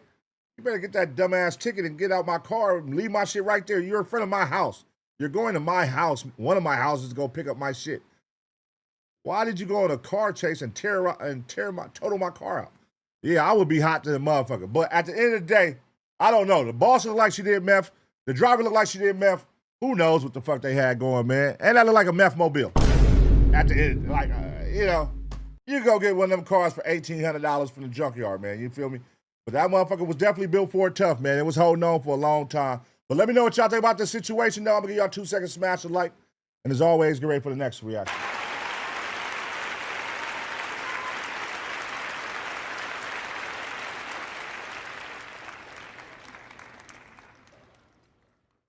Yeah, that's a crazy one, man. Goddamn. Hey, would y'all be hot if somebody used y'all, one of your employees used your, you told your employee go pick up some groceries and a cable box from my house, and the next thing you know, your car's in a car chase, and then I got totaled out, all because she want to run because she got meth in her car. A little bit of meth. It wasn't even like, you act like you got a fucking key, a bird in that motherfucker, 8 ball. You didn't even have nothing like that. Like, what you got in there that you running for? That shit is crazy, bro. Motherfuckers is really wild, bro. I don't want to go to jail. Shut up. But don't smoke then, nigga. All right, let's see if we get some more action, man. Let's see if we can get some more action. What else we got? Let's see what else we got. Female cops are also on guy in the back for children. Others. Cops have no idea they're walking into a massacre. Ooh. Animal welfare check escalates to chaos. Okay. Hold on. We got some action. Cops realized that his missing daughter's body for 2 years. God damn. Teen charged of murder after Snapchat date goes horribly wrong. Suspect plays a woman. Definitely stupid. Hollow guy on punches cops. All right. Let's see this one right here.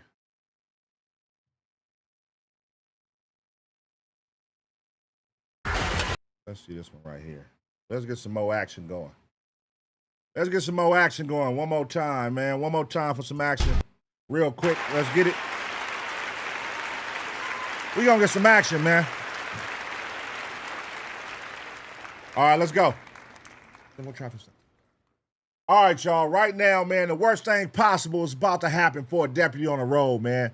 A traffic stop is about to turn deadly. Let's see what happens. Let's go. Free to leave. Get your keys out of your kitchen. Stop it right now! This began as a welfare check. All these got him on a deputies car? wanted was to speak with this man after his daughter raised concerns about his well-being. But the decision he just made immediately turns this routine call into a life or death situation. Stop it right now! I swear to God! Oh!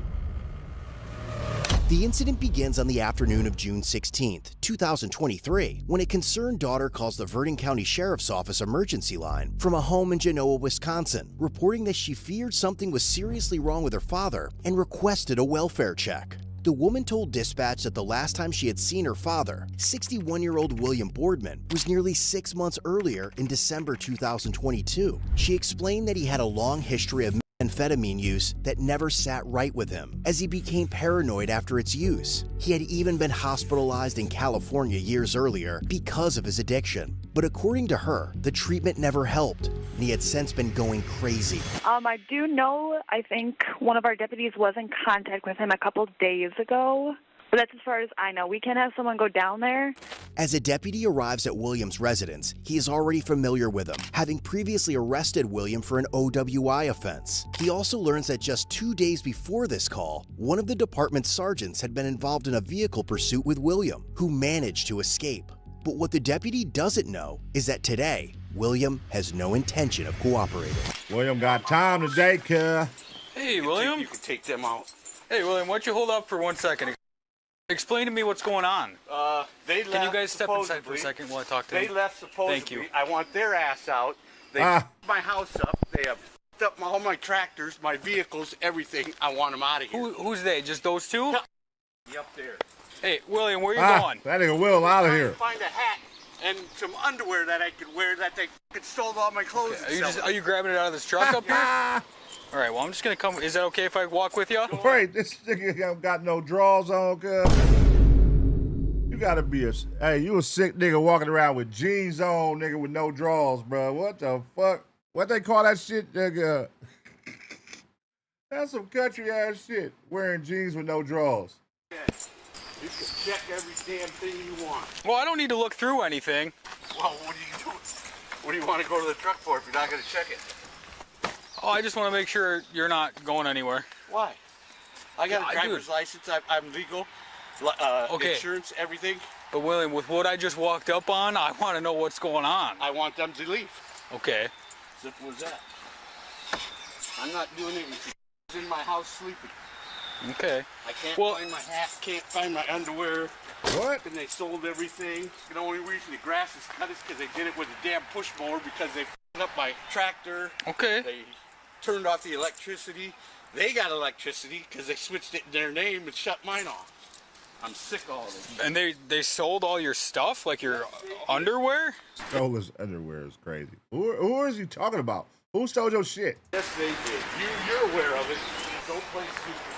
I'm done f***ing around. The daughter tells the deputy that she arrived at the property only 10 minutes earlier, and people living in a separate trailer on William's property had left with their camper just before she got there. But despite them being gone, William insisted the neighbors were flying drones over his property and placing cameras inside his home. According to his daughter, William was exhibiting extreme paranoia and needed to be committed to a hospital, as he also believed that even law enforcement was part of the group harassing him.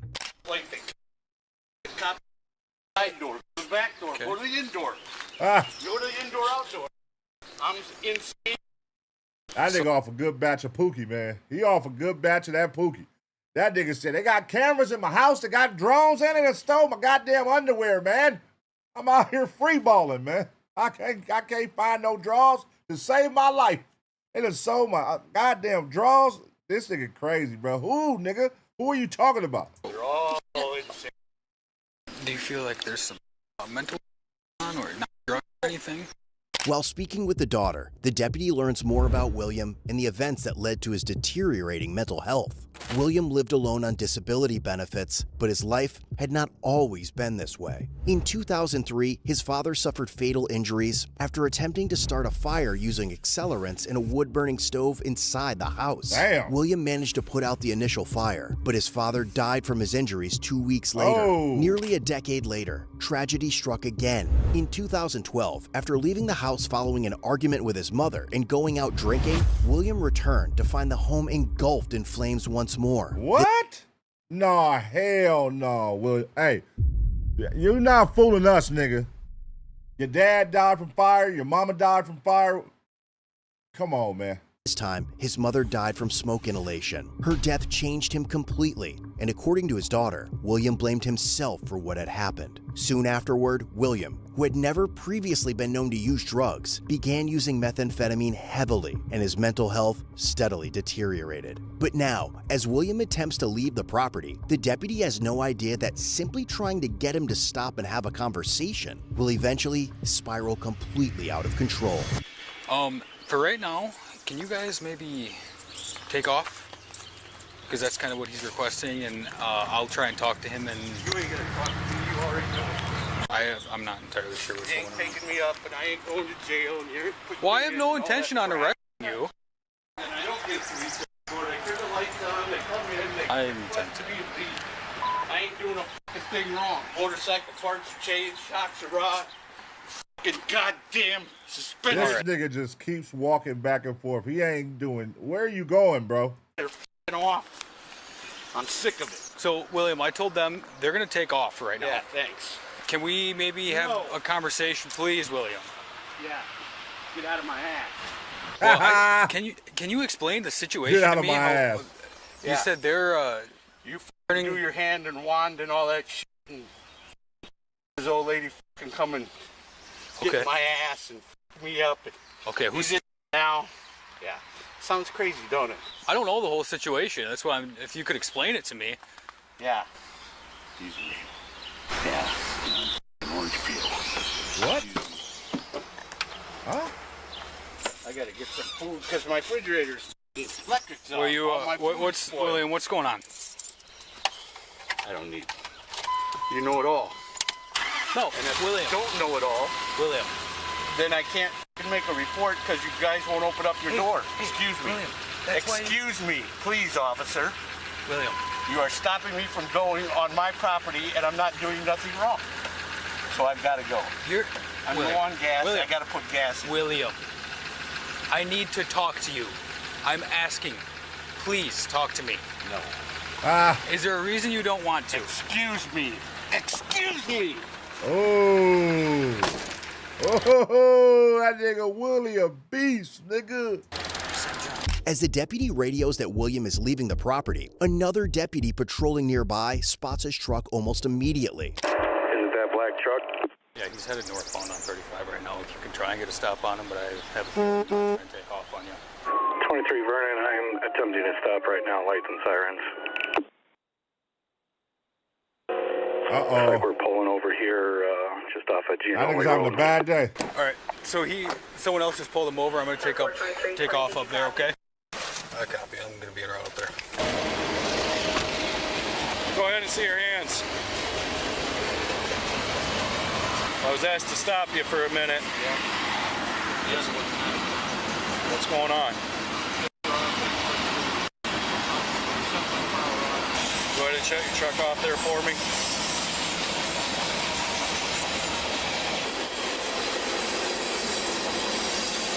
Not stupid, I'm not crazy. I'm getting with you, I'm tired. Can you please explain that to me? Hey, William, why don't you hand me the keys for right now? I'm not handing my keys. See, this is giving vibes of the officer used to fuck his daughter or something. Like, he's being extremely nice with Willie. Do y'all feel like he should be on Willie like this, man? Should he be on him like this? Did he do anything wrong? But see, the fact that his daughter wants him checked on, it feels like the officer fucked the daughter before. And you know what I mean? Because you're really not over there pressing a line on him, but you at the same time, you kind of are, though. You like, get out my face, man. Let me do my business. Why y'all keep stopping him, bro? Let him do his thing. You go get a real cop, arrest me, take me to federal court. Well, I don't want to arrest you. Explain the whole thing there. Are you saying you want? No, because you won't let me make a police report on it. Are you saying you want to go to jail? I'm not done. Okay? You can turn it up. What's that? Listen to it. Go ahead. I'm done. Can you tell me what happened? Tell me what happened with your daughter when I was pulling up? I don't know what's going on with my daughter. Okay, you're not sure? I don't like it. Okay, well, I understand. She was in your house. I don't have no food. And I'm fucking hungry. Pissed off and fucking no underwear, no pants that are mine, shirts that are not mine, made in Haiti. Come on, man, I'm sick of it. So, when I pulled up, your daughter came outside crying. I mean, I understand they were on your property and you wanted them to leave. Yeah, and I want them to stay off. Okay, what was said? I walked away, officer. You just walked away? Okay, yeah, I mean, that's what you were doing when I pulled up. You were walking away. I don't know what was said. Well, I mean, you were there. Why did they shut your electricity off? Because I'm gay, because I put the hand on my face. Come on. Get out of here, boys, okay? You can deprogram me at the gas station. I'm not going nowhere because I'm not against the law. Give me your keys. You're against the law. Give me your keys. Give me your keys. Give me your keys. Willie ain't going, bro. Willie on bullshit. Look how you looking at that nigga. It was at this moment he knew he fucked up. Willie about to hit the gas on your ass, boy. You're gonna have to take them. I'm asking you, and I'm telling you, you're gonna have to take them. Talk your shit, Willie. You're gonna try to drive away? No, I'll try and drive your nose through your face. Oh! I'm sick of it. No, it's not a threat. Not a threat at all. That is a fucking promise. Oh, okay. Let's go, Willie. The law. You're a bought and law, and I'm not gonna go. Okay. Go, Willie, so go. For him? I'm just trying to talk to him to understand what's going on. As tensions rise, one of the deputies does his best to de-escalate the situation and convince William to speak with them. But William has already made up his mind, and the situation is about to take an unexpected turn. I'm gonna go. Get up out of there, Willie. And get some food. Bro, that's all he trying to do. He just trying to go get some food from the gas station. Why y'all giving him a hard time? He ain't drunk. He just a little crazy. Just let him go get some goddamn gas. Follow his ass up there and follow him back since y'all love this nigga so much. Otherwise, drag his ass out the goddamn car and zap that nigga, man. The fuck are we doing? All this goddamn talking. Get to it if y'all gonna get to it. There's too much talking, man. You're not free to leave. Get your keys out of the ignition. Seriously? No. Oh my God. Stop it right now! Stop it right now!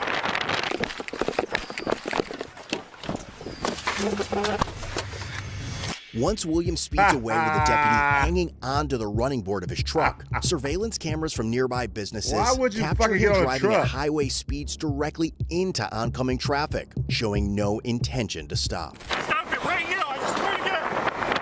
Stop it! You! God damn it! Stop it! Stop it right now!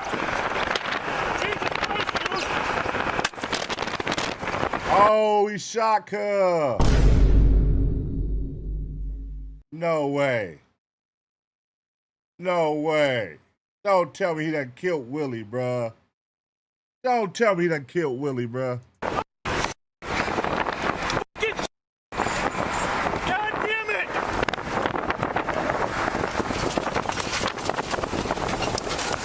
23 shots fired!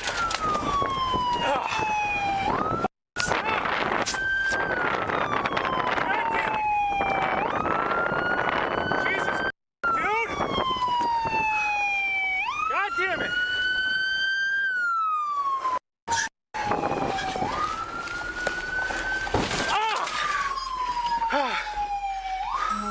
He took off with me on the vehicle, refused to stop. Refused to stop. We had a 1050 here, he hit 20's vehicle. He's out, he's out. Shots fired? Shots fired, dude. Did you call shots fired? Yes, I don't know if they heard it. Yeah, they got it. Did you get EMS? Nah, homie. That ain't cool, bro. Come on, man. Nobody told you to jump on a nigga car, bro. You made that choice, nigga. And then you gonna kill Cub. All he was trying to do was go to the gas station, man. I get it, he a little fucking berserk in the head. Might be off a little bit of meth. But he wasn't harming nobody. He was on his own property chilling. He was at his own house chilling. Y'all came over here fucking with me. And nigga, listen, just because my daughter wants you to check on me, nigga, I'm on my property, man. Leave me alone. Listen, I'm finna go get some gas and give me something to eat, my electricity out, and then y'all gonna kill me because of that? God damn, that's fucked up. That's fucked up.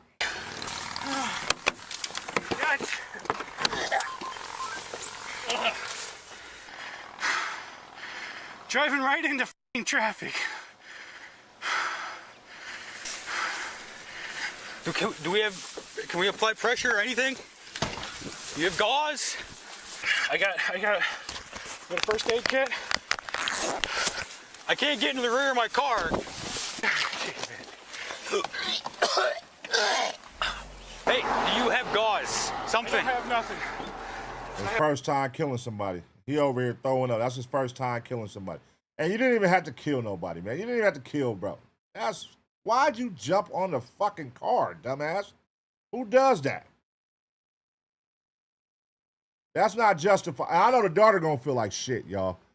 The reason the cops is here because my daughter wanted me to get checked on, and they came to check on me, and the same cops that she called to help end up hurting him, end up shooting him. Not because he had a gun and because he was trying to go get some goddamn gas, and this cop chose to hop on his car. Nigga, y'all could have put down some goddamn spike strips, flattened his tires, nigga, before he pulled off. It's all kind of shit y'all could have did differently, man. I have nothing. 23, we need EMS here, stat. Come on, dude. Come on. You got anything? You can't get in your trunk? I can't get in the rear of my vehicle. Here, it's gotta be something we could stuff it. Here, help me pull him out. This is all rookie edition shit.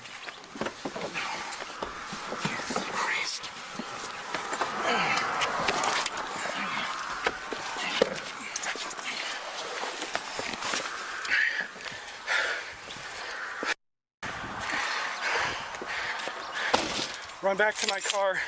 We can get the first stage out of it. It's in the trunk. This is some rookie shit. Ain't no way. We have EMT showing up on scene. Despite the deputies' efforts and immediate medical attention from EMS, William was pronounced deceased at the scene. Investigators later found a pocket knife in William's pocket, along with a clear pipe containing residue and a lighter. What they gotta do anything? Oh, y'all, man, y'all niggas is cold-blooded. So y'all gonna say he was trying to stab him?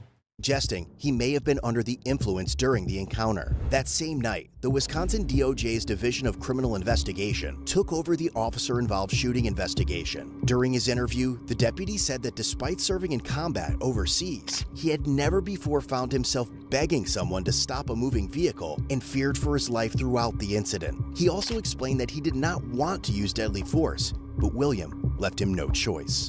The deputy also suffered injuries to his elbow and ribs while hanging onto the side of William's truck during the incident. Investigators ultimately concluded that the deputy's use of deadly force was legally justified and no action was taken against him. Unfortunately, what began as an attempt to get William the help his family believed he desperately needed instead ended in a tragedy that no one involved had expected. That's fucked up. That's fucked up. You know, it's not too often, man, I feel bad for the meth heads, man, but I feel bad for the meth head right here, man. I feel bad for him, man. Rest in peace, bro. That wasn't cool. Now, I can see if they was out there off the pookie tripping, doing wild shit, spazzing out. I get it. But this one, he wasn't even tripping. All he kept saying is, nigga, I need some draws and I need some food, nigga. And I'm finna go get some gas, get some food, and I'm coming back home so I can eat. That's it. Simple request. And y'all made it hard. Y'all kept doing all this shit all over what? And at the end of the day, bro, the daughter, I know she gon', oh, man. I know she feel like shit. That got her dad killed, dog. And that officer, I know he feel like shit. The other officer who was, because you could tell that he was super nice with that nigga. I know that's gonna eat him alive. This cop right here, though, he's a trigger happy. It explains it. He did combat overseas. If he did do any combat, but he was in the military overseas. He was just trigger happy, man. He wanted to, why'd you get on the car? That's justified? Who the fuck, where does it say that a cop should hop on the side of somebody's car? When the fuck have you ever seen that? That's crazy, man. That's fucked up, man. But let me know how you would feel, man, if you made the call for police to go help your father, your mother, and they end up killing her. All because she wants to go get some gas and something to eat from the store. Cold situation, man. I'm going to give y'all 2 seconds to smash the like. And as always, get ready for the next reaction.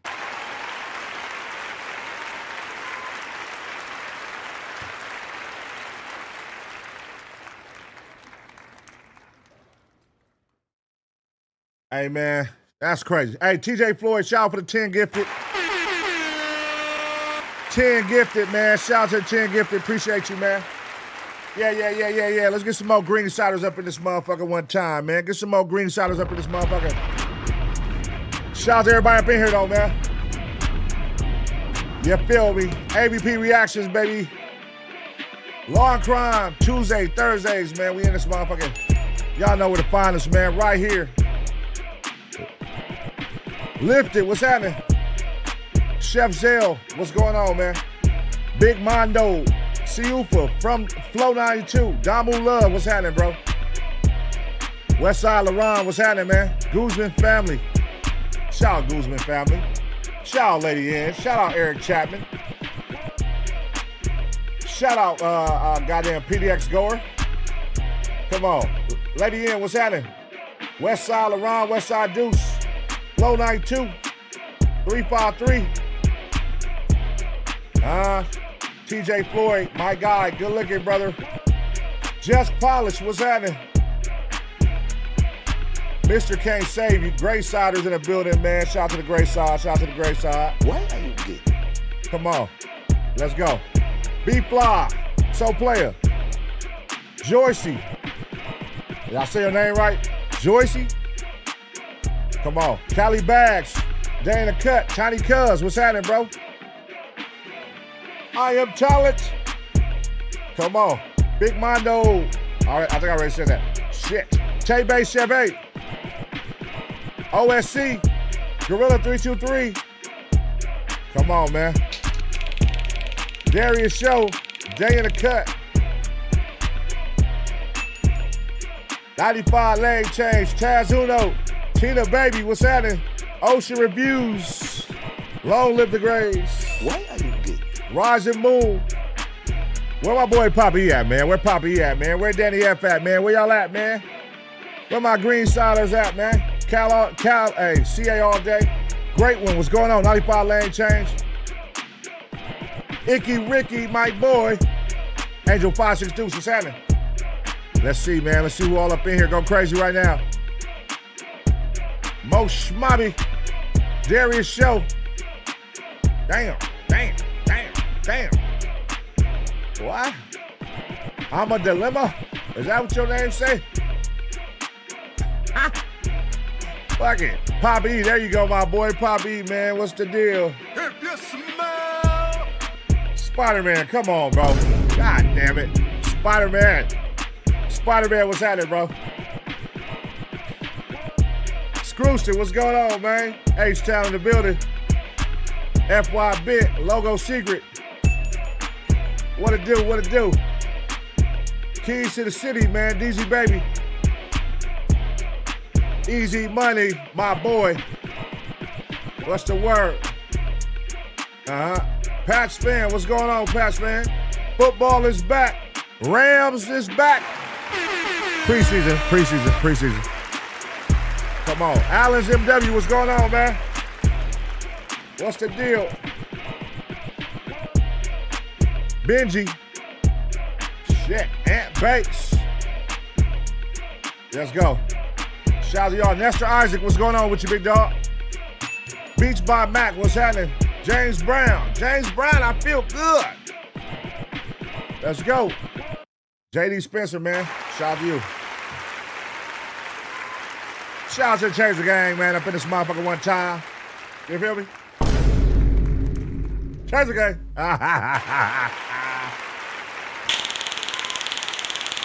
Change the Gang.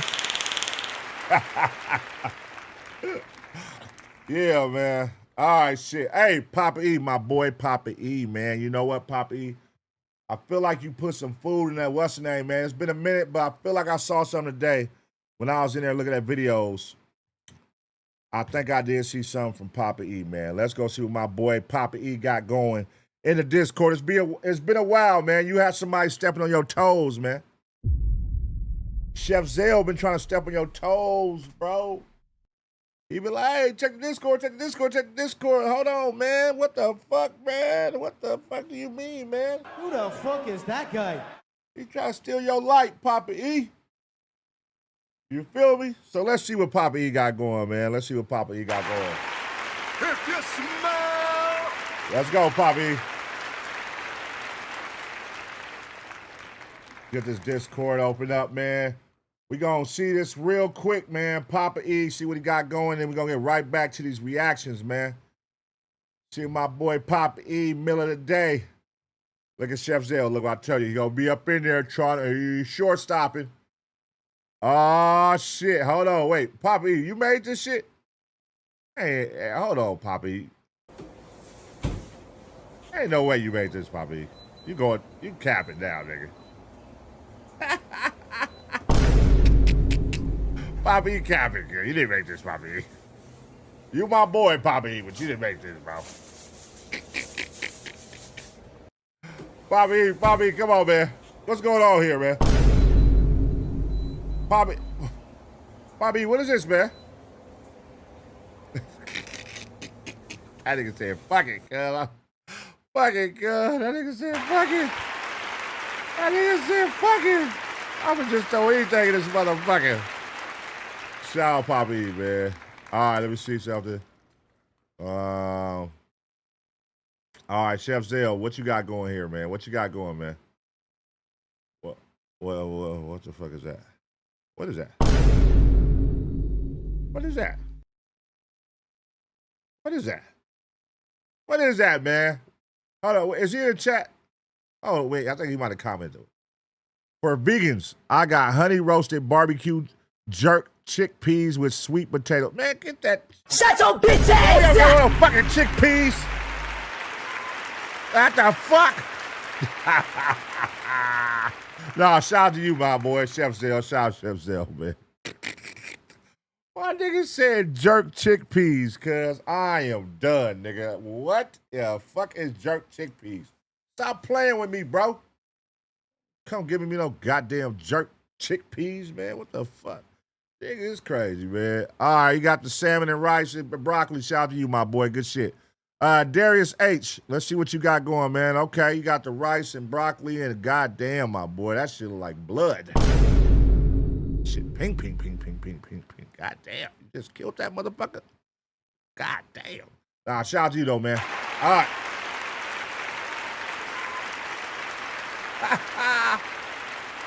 Vegan chickpeas. Jerk chickpeas. All right, for sure, bro. If that's your whole thing, that's your whole thing. All right, cool. Let's see. Let me save this real quick just so I know that we reacted to it. And what's the other one? This one right here, right? All right, cool. I already did that. All right, let's see what else we got, man. This is all videos that you guys picked, man. These are all videos you guys picked. All right. Oh my gosh. Let's see. All right, man. Woman does the unthinkable. Hold on. Sorry. All right, here we go. All right, man. A woman does the unthinkable and executes her whole family right after the cops just left. That's crazy. Let's see what happened. Oh, I'm on the wrong screen. Goddamn it. Fuck. All right, y'all. A woman does the unthinkable, man, and executes her whole family right after the police just left. Let's see what happened. Chatham 911, what's the address of the emergency? I got stabbed. My daughter stabbed us. Your brother did what? My daughter stabbed us. A desperate 911 call sends police racing to a home in Bloomingdale, Georgia, where they're forced to confront two emergencies: a severely injured victim and an attacker still on the loose. The following footage has never been seen before. Where are you stabbed? Why? Where's your daughter? Said why? No. I'm in a hotel. Take a deep breath for me. Try and calm yourself so you can give me some information, okay? We have help on the way for you. Officers race to the home. It's a familiar address, but as they step inside and call out to the residents, they're met with an ominous silence. Bloomingdale Police Department! Holly! What the hell is going on in this house, bro? Look at this shit. What? The bed is on the floor. It's a big-ass 70-inch on a small-ass cabinet. All right, let's keep watching. Come out!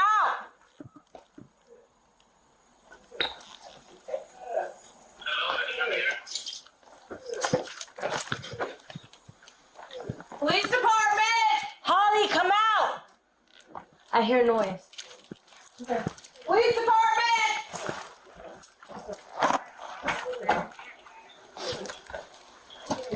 Oh my gosh, oh my god, oh my god! She's right in there, she's right in there, she's not breathing. Yeah, that's why she called the police. Oh my god, there's two victims! 840, I need EMS and fire. We have two victims that are stabbed. Inside separate bedrooms, officers find 61-year-old James Doolin and his sister, 62-year-old Shirley Doolin, lying in pools of their own blood. Someone's coming, hon. Where are you bleeding, okay? Just breathe, okay? EMS is coming. Okay, come on. EMS arrives moments later and begins assessing both victims. James... That nigga Tyrone walked in. Hey, Tyrone, you 30 minutes late, man. What the fuck you was doing, man? These motherfucking white folks done fucked around and died on us, man. You over here walking in like you own the motherfucking place. Is still breathing, but Shirley, who has lost a devastating amount of blood, is beyond saving. Does she have a pulse? No. While EMS throws themselves into trying to save James, officers focus on locating Shirley's daughter, 35-year-old Holly Marie Scott. But as they begin tracking her down, another call comes into dispatch, one that they never anticipated. 911, what's the address of your emergency? This would be Morgan Road. Okay, is this in reference to a cutting, ma'am? A stabbing. I stabbed my mother and my uncle because they're child. Okay. They're literal child. My mother, my son, or something like that. I don't know what happened, but they're child, and I just killed them. So I guess I'm going to jail. And you said they're child. They have video after video after video of child It's a startling accusation. Well, I mean, hey, man, listen.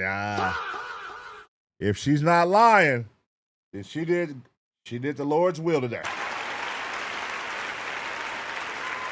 If she's not lying. Now, if she's lying, that's fucked up. But if she's not lying. One that investigators will later examine. But the dispatcher's first priority is finding Holly before she hurts someone else. Okay, where are you, Holly? I'm driving. You where? I'm driving to Devon Road. That's where my son is. With no way of knowing what Holly intends to do when she reaches her son, the dispatcher alerts officers that she may be heading towards him. Meanwhile, back at the trailer, emotions are running high as officers grapple with the tragic turn the night has taken. We were here earlier, that's why. Look at me. We were here earlier, that's what came out. We knew she was high. According to police records, officers had been called to the trailer by a concerned Holly just hours before she attacked her family. Hi. Hi. We got a call? Yeah, I gotta go to prison. I got time left and I can't survive out here. Okay. Where, darling? Sorry? Where you gotta go? You don't remember? I want to finish my time so that I... Damn. So she was fucking ready to turn herself in to go to jail for no reason. She clearly ain't in the right state of mind. They probably like, look, we can't take you to jail. You ain't did nothing. Do something first. So she like, all right, fuck it. In her head, that's probably what she heard. They probably didn't say that. Do something first. So she's like, oh, y'all want to take me? I'm going to do something then. I'm going to kill these motherfuckers, and then y'all going to take me. I don't have to be on trial out here for everything. What do you mean finish your time? Sorry? What do you mean finish your time? I don't know, sorry. Are you on anything? No, not right now. I'm trying to help my mom. Her falling out, so. Her what, I'm sorry? Her is falling out of her body. There's all over the bathroom coming from her. Okay. You're not in any trouble. We're just trying to figure out what happened, what's going Do on. I look like this forever, covered in Do I look like I'm covered in No, hon. Are you? No, we don't see anything. Do I have brown skin? No? No, honey. Is your mom available? If I have brown skin, Is your mom available to talk to? No, she's on the toilet. So, okay. Yeah. As the officers took Holly's information, she went to go check on her mom, who called out to them from the bathroom. 805. What'd she say? She said I have a colonoscopy tomorrow. That's why I'm passing. Oh, okay. Stand by one. She's taken the medicine to clear her out. Confident that Holly's mom was okay, officers turned their attention back to her. Okay, I have a question for you. What were you talking about? You have prison time left. You want to go back? Can you explain that to me? No, I think I was speaking for somebody else's memory, honestly. Oh no, she's what? Either she's on it now or she's coming off of it. The officers left without incident, never imagining they'd be coming back to a crime scene mere hours later. Okay, the road you say you're en route to, is that Devon? No, I don't think I'm going there. I want to get to the end of this road, and then y'all can pick me up, and I'll just go back. Okay, end of what road, Holly? Old River Road. Okay, you're going to the end of Old River Road? Yes, ma'am. I think, unless my gas is going to run out soon. All right, I'm going to pull into a subdivision. However, when officers arrive and scour the area, she's not there. That's some goddamn drugs talking. They listen to a meth head, cuz. That's them drugs talking. She gone, nigga. She in goddamn Idaho by now, nigga. Y'all motherfuckers over here waiting for a meth head to pull up because y'all believe in her. Back near the crime scene, officers speak with James and Shirley's relatives. Although they know little about what happened tonight, they describe Holly as having a long and troubling history. From your knowledge, you know if Miss Holly's usually on drugs? Does she take any medication? I don't know. She's had a past history of being in and out of jail ever since she was 15 years old. So she had made terroristic threats in New York, when she was 15 years old. So then she's been, in and out of probation and in and out of jail, and it was the whole situation. But she's been in a lot of trouble and drug use and alcohol. And last I heard that when they said that she was schizophrenic, she was bipolar, schizophrenic. Holly had recently been released from prison and was living with her mom and uncle while on parole. However, messages from Shirley to a friend indicate things weren't going smoothly, with some detailing how Holly smashed their TV. Still on the phone with the dispatcher, Holly's explanation for the murders becomes more and more concerning. She got possessed by Satan, and then I did that. So someone wanted me to do it. Possessed by Satan? Yes, ma'am. Oh, okay. All right. Finally, after talking for several more minutes, Holly gives the dispatcher another location. What the hell is going on with the front of this motherfucker? What the hell? The hell happened to the hood? And then somebody used like a belt to tie it together? Somebody tied the hood down? Is that tape? They taped the hood down on the car? What the fuck? Holly, hello? Yes? Okay, you still there? I'm at the Quick Trip now. At Quick Trip? Yes. Officers immediately redirect toward the gas station, but as they close in, Holly makes another disturbing statement, this time about her car. I don't know if there's a body in the trunk, but let's find out. What? Okay, what'd you say, Holly? Let's see if there's a body in the trunk, because something just said check the trunk. Okay, you talking about your trunk? Yeah, there's no body. Holly's rambling statements continue until an officer pulls into the Quick Trip parking lot and spots her. Put your hands up! Put your hands up! Turn around! Get on the ground! Get on the ground right now! Hands behind your back! Put your hands behind your back! Why did she yell like that, girl? Why did she yell like that, girl? Hold on, go back. She said, oh! Rambling statements continue until an officer pulls into the Quick Trip parking lot and spots her. Put your hands up! Put your hands up! Turn around! Get on the ground! Get on the ground right now! Hands behind your back! Put your hands behind your back! She high as a motherfucker, bro. 805, you can clear it. She's 1095. You're under arrest. You know what for? You got the knife on you? No, sir, I have no weapons. None. Where's the knife at? None. With Holly detained, officers check her trunk and confirm that no body is inside. She is then advised of her Miranda rights and agrees to speak without an attorney present. What happened? I was sleeping and I came out of my sleep and I grabbed a knife and I stabbed my uncle twice in the chest. I wanted to do more, but he got up. Despite EMS working to save James, his wounds are too severe, and he succumbs to his injuries. His autopsy report corroborates Holly's story.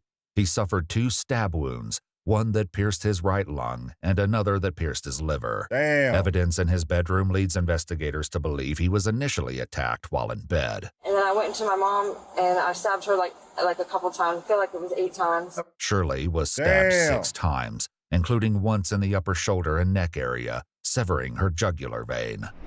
She also suffered defensive wounds to both palms. So what made you call 911?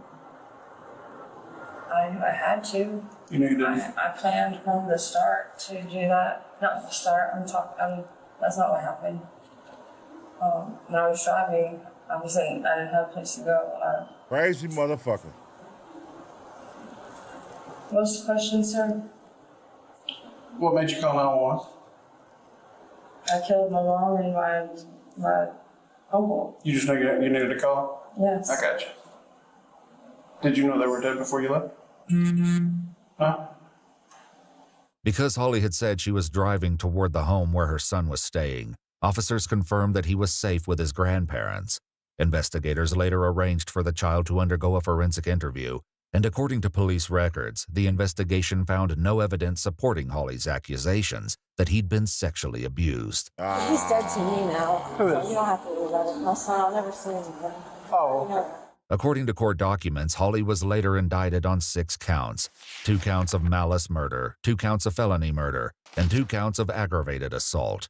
All right, listen, man. Check this out. Ain't no way. I'm sorry, man. But time and time again, we see these kids, children of these parents. I ain't gonna say kids, sorry. Hold on 1 second. We see these parents and their kids, their children, have these type of situations, man. These mental illness, mixed with drugs, schizophrenic, meth, terrible combination. And then they always live with their mom and dad or grandma. Mom and dad and grandma, you know, they take care of them. And then they make it so far in life, 61 years old. 60 years old, and this is the way I go out. By helping my daughter and my niece. We helping you out. You living with us in our trailer. And you the one that took us out. This is how we go out. I'm chilling in the bed, probably watching one of these goddamn old head shows. And you done woke up because you feel like waking up and something is telling you in your mind to come stab me. You just wake up out your sleep, go grab a knife and come in the room and stab me twice. And then stab your mother 6 times. All because you're hearing a voice in your head. That's a sad way to go, man. Rest in peace to them.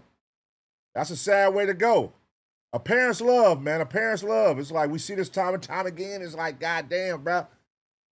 You feel me? It make you wonder, like, if you at home and you, well, if there's anybody of this age, 50, 60 years old watching, and you got your child, your son, your daughter, whatever, at the house with you, and they're going through schizophrenic, and they do meth, and they do drugs, and you let them stay with you, you better watch your ass. Because they gonna get your ass in the middle of the night. I'm fucking with you. That was dark. Hey, let me know what y'all think, though, man. I'm gonna give y'all 2 seconds to smash a like. And as always, get ready for the next reaction.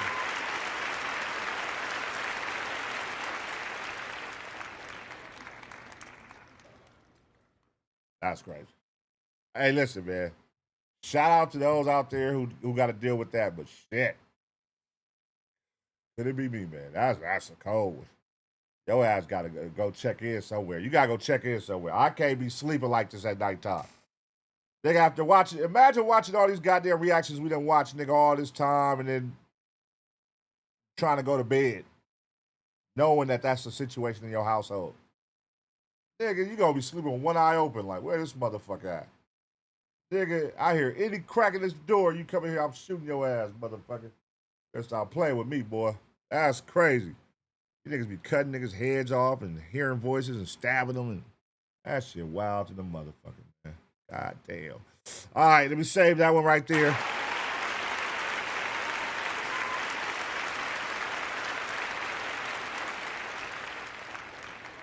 Damn, how many we done watch tonight? We did this one. We did this one. We did this one. We did this one. We did this one. Okay. Damn. Hold on. All right. I want to see oh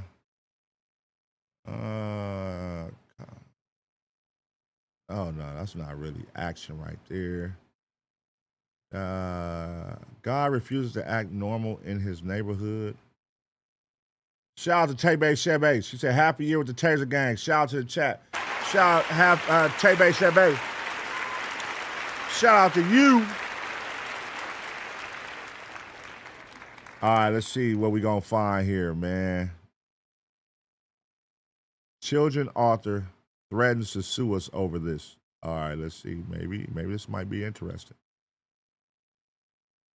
Wait. This might be more interesting. I can't believe this is happening here. Shout out Eric Chapman, man. Shout out to the Taser gang, Ace Pit, First Lady Kia. Shout out Eric Chapman. Wait, why? Why'd you say First Lady Kia out of everybody in here? Eric Chapman, what's up with you? What? First Lady Kia, what you and Eric Chapman got going?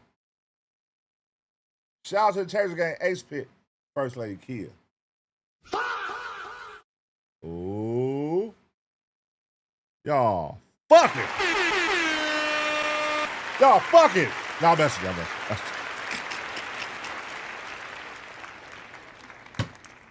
Jay Bay, Chevy. First Lady Kia. Shout out to y'all, Eric Chapman, all y'all, man. Y'all niggas is crazy. All right, let's get to it, man. Let's get to it. Hey, man, we got a crazy situation going on right here, man. Right now, the cops have no idea they're about to walk into a massacre, man. Let's see what happens. A 911 call from a suburban home leads officers to a grisly discovery as detectives work to determine whether it was a random act of violence or something far more calculated. I see this on YouTube. I see this on videos. I can't believe this is happening here. Just before 5 a.m. on Monday, December 15th, 2025, a mysterious 911 call comes into the Clovis, New Mexico Police Department. There's someone in my house. With the caller unable to identify themselves before the line goes dead, officers are dispatched to the quiet residential neighborhood and approach the home's open garage. During Christmas? 26, but they got a 6-8 at the garage door. Close video if you're inside, make something known! Get some backup, buddy. You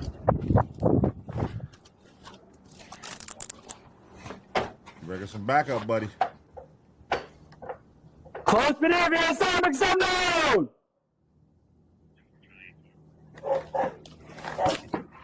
Close video if you're inside, make something known!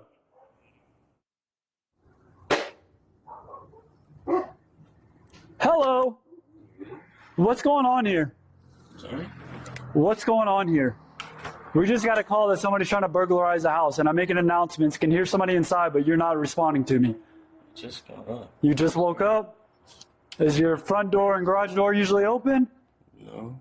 The young man is 19-year-old Darren Munoz, who tells the officer he lives with his parents, both of whom are still asleep inside. You want me to wake them up first, or? I mean, if they're not up, yeah, I'd like to wake them up, because like I said, we got a call for a burglary in progress. You want to wait here? I don't think they don't sleep with clothes on. So Okay, yeah, if you want to go tell them to wake up. Nah. Is everything good? Nobody else is in here that I need to know about? As Darren heads inside to wake his parents for the officer, the first piece of a much larger mystery is about to emerge. Charlie 26 video, who is the caller on this? Come here. What's going on? Pulls blood. 26 video, send me in, we got a pool of blood. Stay outside. In the back. Where? Back. Back?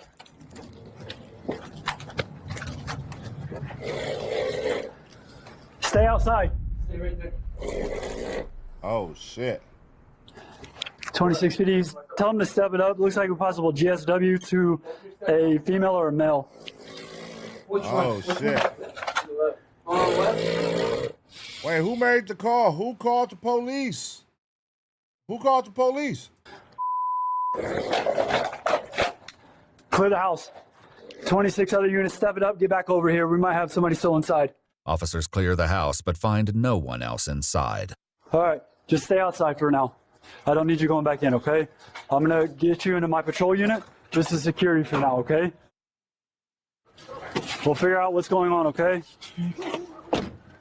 He's got a pool of blood coming from his head. She's got blood coming from her nose, possibly 10-7 already. All right, hold on. So the son, you walk in on your mama and daddy shot in the head, and your response was only, come here, come here, come here, come here, come here.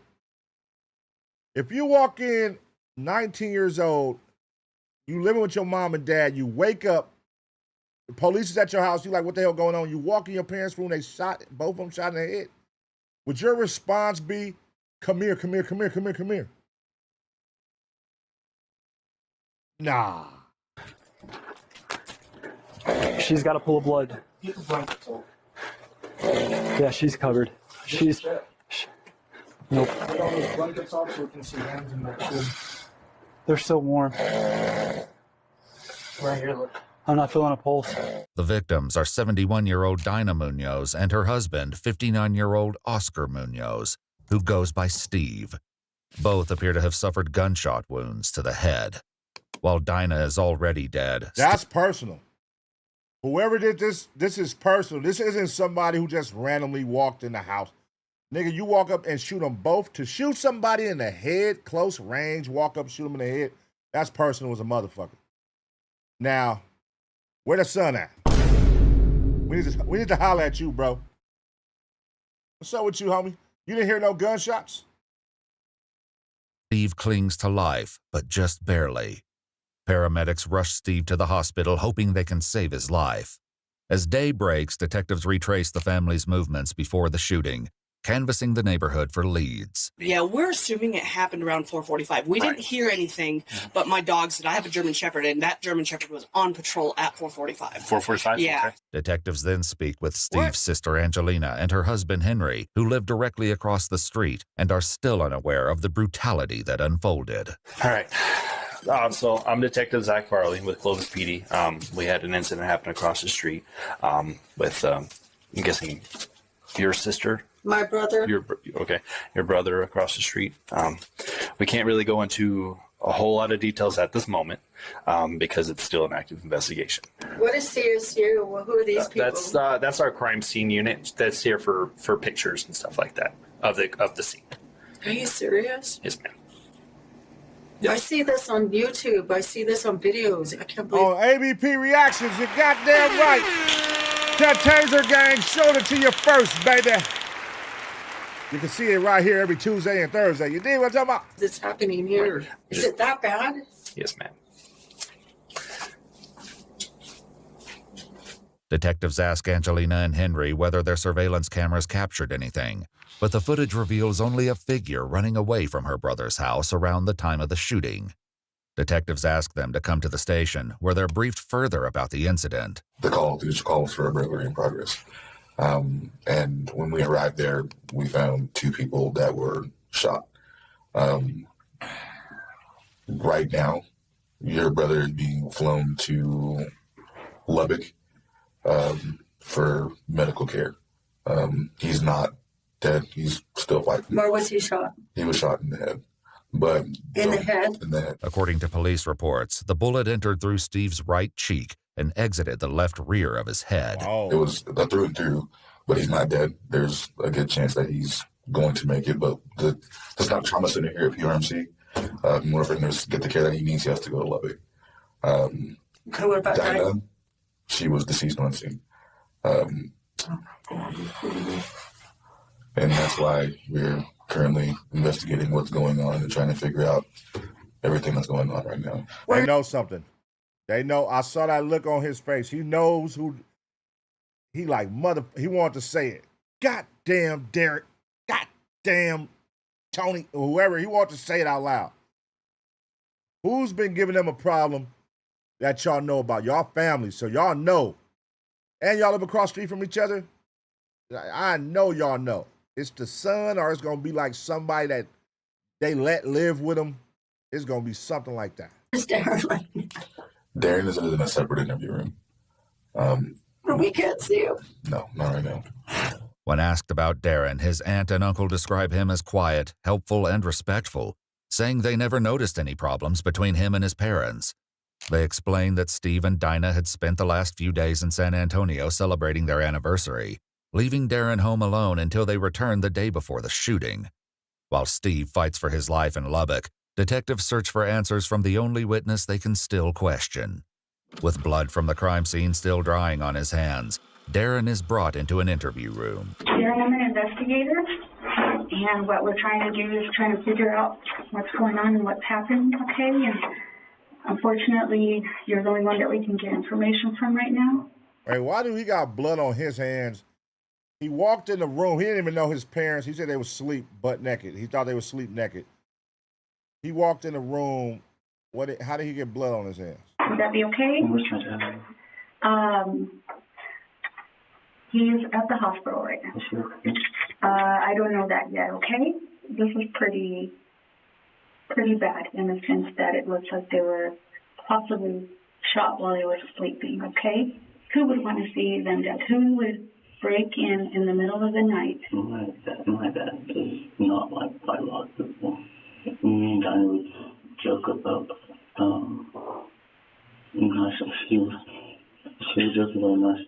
Well, not sure why she married him, because all the Clovis was told not to because he don't like him. After getting access to Dinah's phone, detectives review the home surveillance footage from the previous night, capturing someone entering through the open garage. Seconds later, the unmistakable sound of a handgun slide being racked echoes from the garage. Oh, so it wasn't the son. It wasn't the son. Who the hell? Who left the garage door open for them to come in and enter the house and do this? Investigators can't tell who was caught on the footage, but when they speak to his friend, it becomes unimaginable that the person with the gun is Darren. You know, Darren's never showed acts of violence ever. Like, to us, like, he's like the out of the friend group. You know what I mean? Like, if there's going to be a fight, he's like, oh no, you know what I mean? Yeah, and I've bet my life I wouldn't. No, he would never hurt a fly. When was the last time you actually saw him and talked to him? Like, he went over the house the day before yesterday. The day before yesterday? Did he seem okay? And Darren's normally real like, hi, give me a hug and stuff. He's not a bad kid. Right. And he was super standoffish. I went in there to try to talk to him, and he was kind of weird. He just kind of kept his. Which when Darren came over, he was kind of hiding his neck as if he was like hiding something. Okay. Which I don't know if he has like marks or something. What happened to your neck? What happened to your neck?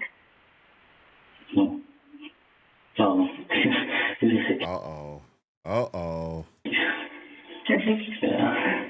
So I'm assuming you have a girlfriend? Comedy. What's that name? Gabby. how long have Darren and Gabby been together? Probably like the last 2 months. They will not think that they're together, but they've been messing around for the past 2 months. Okay. Yeah. So when did it come official, I guess? Like last week, literally, last week. Officers bring Darren's 17-year-old girlfriend in for questioning, where she admits she spent the weekend with him while his parents were away. 17, he's 19. What we saying here, guys? Are we selective politicking? Let's hear it. Let me know. Something neither of their parents knew about. But the hoodie she's wearing bears a striking resemblance to what they saw on camera. Oh my God. Ain't no fucking way. That's the girlfriend? Wait a fucking minute. I didn't see this coming. If the girlfriend came over there and they killed the parents together, that is a cold plot twist. To a confrontation. What if I told you that there's a camera that showed you? That showed me? Walking up like around 4 in the morning? So y'all are saying I was out at 4 in the morning? We do have camera footage, and it's somebody who looks an awful lot like you. You don't want to get in trouble for stuff that if you were in. Yeah, I was at home at 4 in the morning. I think you're showing how it came from the video. What? There's. And I mean, I see, right? I mean, I'm going to call my mom because I was at home at 4 in the morning. While Darren's girlfriend waits for her mother to arrive before answering any more questions, detectives turn their attention back to Darren. Oh, Darren. Listen, man, your people's co-signing you. You was in a clear in my head, but I was like, it gotta be the way his energy is. He's kind of weird. He's kind of off. But then when the new girlfriend, we know what that's like. A lot of us know what that's like when your parents don't like your girlfriend. When you that age, 19, 18, and you become a little, you beef with your parents at that age over your girlfriend, over your boyfriend, girlfriend, whatever at that age. They probably didn't approve of her. Now it makes sense why. She's gangster, she's gutter. Searching for any reason he may have wanted to harm his parents. And you have a good relationship with your dad, you said? What about with your stepmom? Yeah, I have a close relationship with her. She raised me since I was about 1 years old. So she's pretty much been your mom? Okay.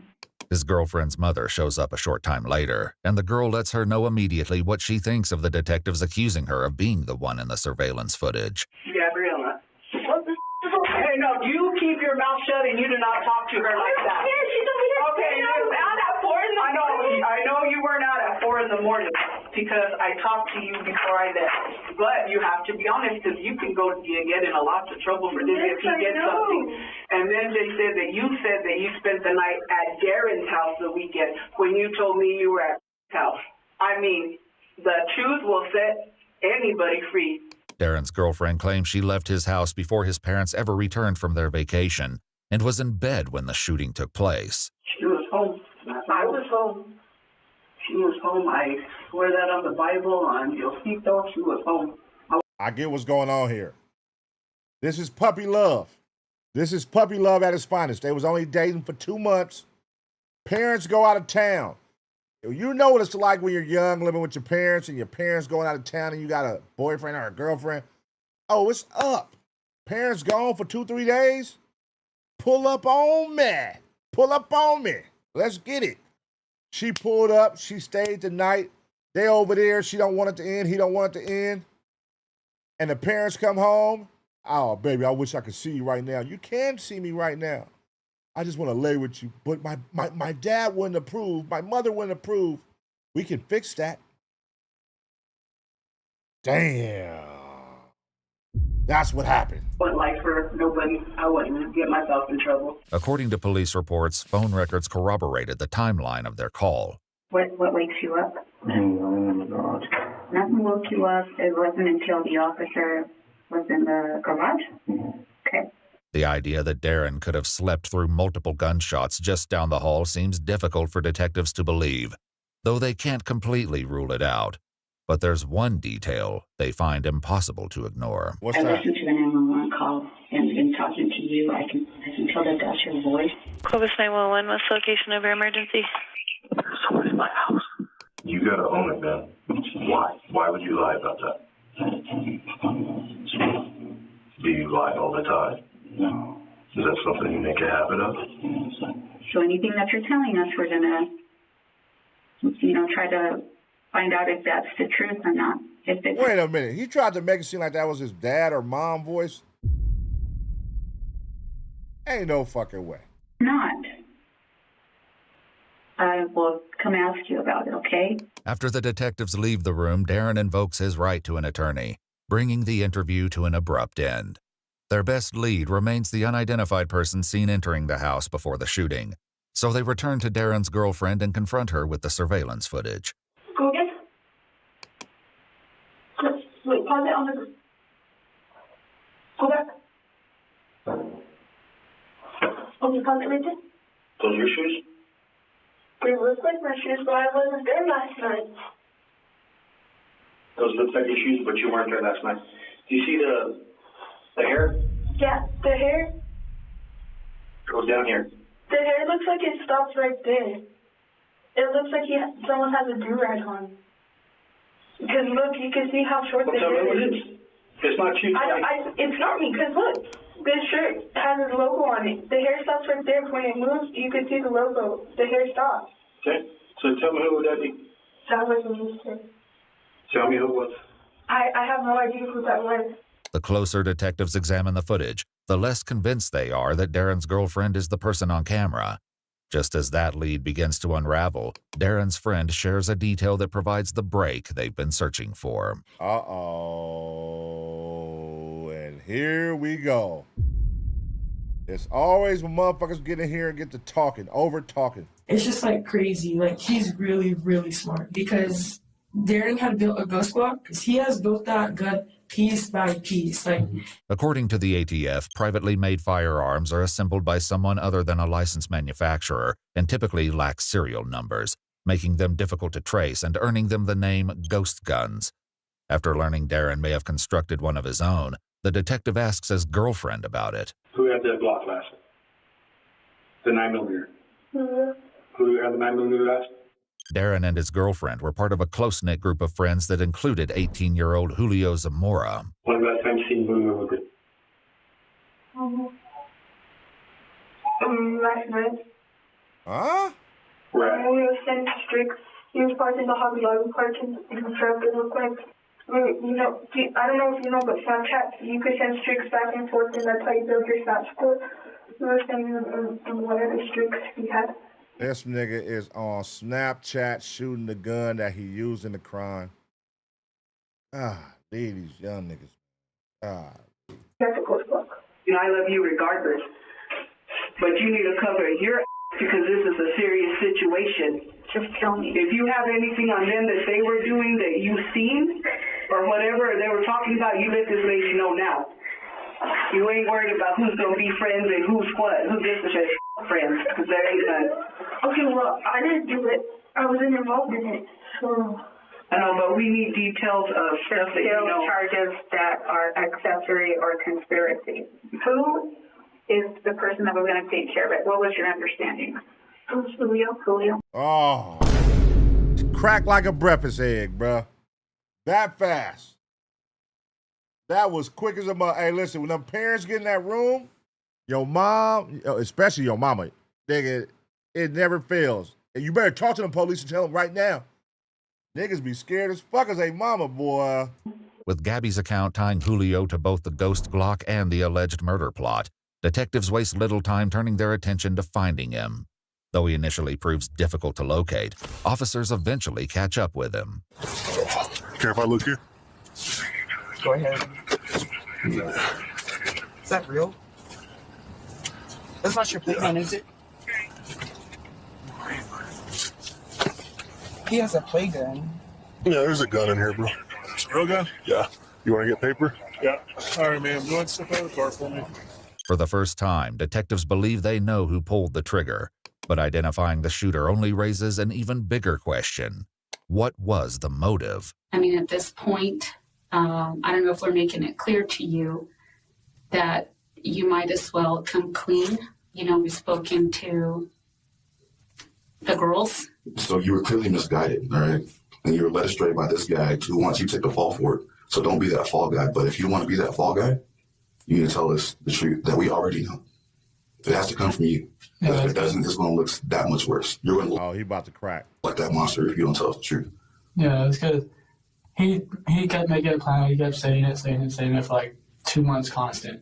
Kept going, and he kept saying this, and all that. Honestly, in my opinion, I should have never did anything. I should have just walked off. I was there for a good 10, 15 minutes. Can you tell us what happened when you were in there? I held the gun against my own head, debating it, because I didn't want to do anything. I was scared. Was Darren up? I don't know. I don't know if he was up or not. I walked in there, and I was in there for like 10 minutes, didn't know what to do. I was going to run off and just leave it alone. Did you end up doing it? Yes, ma'am. Oh. Nigga, this is crazy. So you plotted on your parents' death with your homeboy, and then you like, hey, I'm gonna leave the garage open for you, man. Just come in about 4 in the morning, they're gonna be asleep. And do your stuff on your parents. It's one thing to kill your own parents, nigga, but to let your homeboy, like killing your own parents is out of pocket, but to let your homeboy come do it, that is crazy. Now I feel guilty about it, and I don't know. What were you thinking? I wanted to. That's what I was thinking. So, why would you shoot the mom in the head? I don't know. I got scared when I pulled the trigger once, and then jumped and. Was the gun that was found in the car with you the gun that you used? Yes, sir. It just has to come from you, so that way we know whose role was what and who really was the ringleader and who wanted this done. Darren wanted it done. I told you that Darren wanted his dad dead, and he said that he's been in his house. Julio said that he'll do it. Damn. They both put it on you, Darren. For money, I don't know how much money. How much did Darren think he was going to get? I don't know. A lot of it. According to police reports, Darren told his friends his father owned a chain of local convenience stores, leading them to believe he would inherit the businesses. In reality, however, Steve did not own the convenience stores. According to his LinkedIn profile, he was a district supervisor. Oscar Steve Munoz later died at the hospital from his injuries. All right, man. Is there anything else you think that we need to know about this? Anything you want to tell us? Darren, I think there is another thing, because Darren, he also said that he would kill me if I didn't do anything. So you were scared? Yes, that's really what it was too. Their life is over and your guys' life is over. According to court documents, 19-year-old Darren Munoz was charged with 2 counts of first-degree murder, conspiracy to commit murder, and criminal solicitation to commit murder. Oh. 18-year-old Julio Zamora was charged with 2 counts of first-degree murder and 1 count of conspiracy to commit murder. Prosecutors are seeking a life sentence for Julio. Both have entered a plea of not guilty, and the cases remain ongoing. Wait, what about the girl? No one else has been charged in connection with the case. Oh, damn. Damn. So she got away scot-free, even though she knew about it, even though she was damn near conspiring with him. Oh, wow. I want my dad gone, man. I want my dad gone, man. Can you do it? And if you don't do it, matter of fact, I want you to do it. And if you don't do it, I'm going to kill you. That's crazy. That's a cold dilemma to be in. Like, I want my parents dead, and so I'm going to talk to my homeboy into doing it, and then my homeboy agree to do it. And now I know on the night he's going to do it, I'm going to be in a room sleep. He probably heard that shit in his sleep. Pop, pop, pop, pop. I just stayed in there like a baby. Just in his mind, he think he finna get paid, nigga. I'm finna be up. Imagine thinking, that mean your dad was lying to y'all. Imagine thinking your dad owned all these liquor stores and chain of stores. Rest in peace to them, by the way. But imagine thinking your dad owned all these stores, so you kill him for the money and then find out he don't own shit. Like, oh, that's fucking crazy. Nobody deserves to get their life taken away over no stupid shit like that, man. Like, come on, bro. That's crazy. Your own parents, nigga. And you 19 years old. You got a long life ahead of you, man. You're going to regret that, brother. That's not cool. I don't give a fuck how mad your dad is, how mean your dad is. Like, nigga, come on, man. Golly, that's terrible, man. Let me know what y'all think, though, about the situation. What do they truly deserve? Both of them. Let me know in the comment section. I'm going to give you 2 seconds to smash a like. And as always, get ready for the next reaction.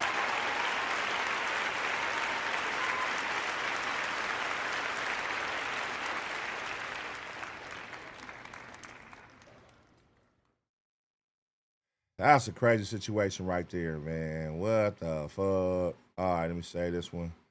All right, cool. We gonna do, how long we been on? 2 hours, 47 minutes. All right, we're going to do this Dr. Insanity, man. We're going to get to Dr. Insanity right now. Shout out to everybody up in here. Make sure y'all smash a like. Hey, everybody up in here, man, smash a like. If you're watching on your phone, your iPad, your goddamn laptop, your goddamn TV, figure it out on your TV, man. Smash a like, man. It's all y'all in here. Yeah, I need all them likes, man. Come on. Get that shit going, man. Get them likes up. Get them likes up. I need it. Get them likes up, man. We have been on here 3 hours. We're going to bang out another hour right now with the new Dr. Insanity, y'all. Let me get some water. Matter of fact, let me take a piss real quick. I'm going to take a piss, and I'll be right back. Get some water. Be right back.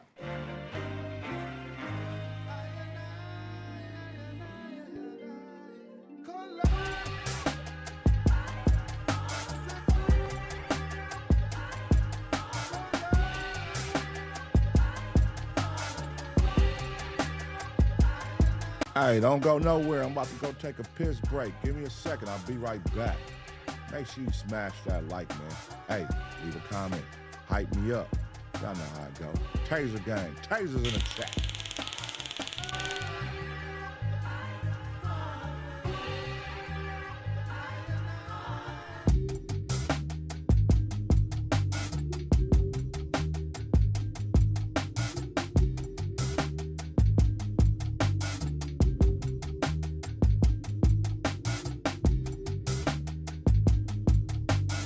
Hey, Taser gang, go crazy in the chat right now. Tasers in the chat. Y'all ready to keep this going?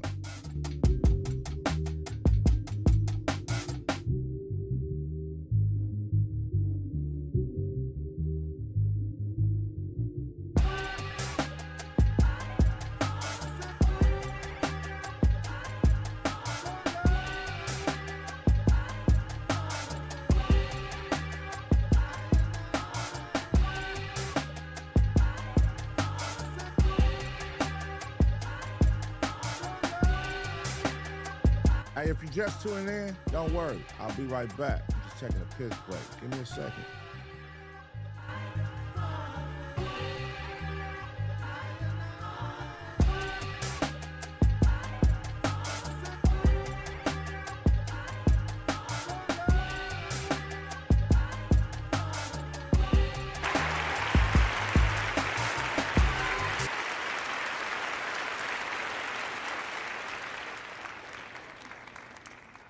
All right, let's see, man. Let's get this Dr. Insanity going, man. Bang this one out. Here we go. Did he run on foot? This is a new one. All right, here we go. All right, y'all. This will be the last one of the night, man. Make sure y'all get y'all membership. We'll be going live tomorrow from the studio. You feel me? Doing members only, man. So every Monday, Wednesday, Friday, I will be going live on the ABP network side. I will be doing 2 hours over there, hitting hot topics, all the, the whatever's hot in the media and the press on that side, you feel me? And then I'm going to be doing members only every Monday, Wednesday, Friday. So, listen, the thing is, I don't be having the time either. I just go live. I mean, if you follow me, you know that. Pun just be going live. I just go live. I don't be putting up no goddamn today at 7 p.m. I try to. Some days I do when I know I'm going to do that time, but some days I just spur the moment, go live. So look out for that, man. Cut your notifications on. You feel me? And get you a membership, man. Get you a membership. All right, let's get it.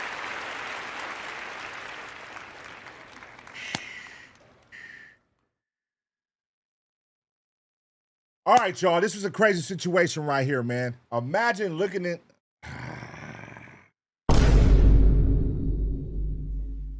All right, y'all, this is a crazy situation right here, man. Imagine looking on your home surveillance camera and finding out somebody is living in your attic. And it's a wanted killer at that. Let's see what's going on.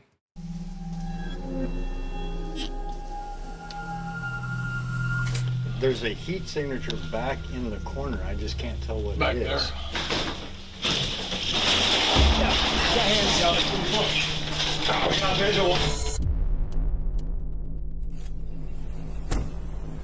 Driver, show us your hands! Can you step back here for me? Michigan cops are in the middle of a statewide manhunt for a dangerous killer believed to be driving this exact car. Why you guys pulled the gun on me is... No, ma'am. What am I doing? There's an ongoing investigation involving that car. I'm gonna let you know what's going on. Taylor is dead. He was there. Dead? Yes. What on-scene officers are yet to realize is that this encounter will raise suspicions of a much wider attempt to conceal the truth, eventually leading to some of the strangest and most disturbing footage ever captured on body cam. There's bloody gloves down here. What'd you say? There's bloody gloves in the passenger seat. We need to find Jeff before he does something to himself. Kalamazoo Police! 66th Avenue, please come to the front door with your hands in the air. What? Wow, what an intro. It's Saturday, May 20th in Kalamazoo, Michigan. 28-year-old Taylor Dragovich has just returned to her mother's apartment with her family. As they head inside, Taylor stays behind in the parking lot. Little does she know, those few seconds alone are about to have devastating consequences. 911, what's the address of emergency? My daughter's been attacked. We're in the parking lot. Please, hurry. I don't know what to do. Okay, take a deep breath. I do. Hear me. On the line is Taylor's mother, Cindy, reporting that her daughter has been shot in what appears to be a drive-by shooting. Within seconds, more than a dozen officers rush to the location, knowing the victim could be moments from death and the killer may still be nearby. Drive-by?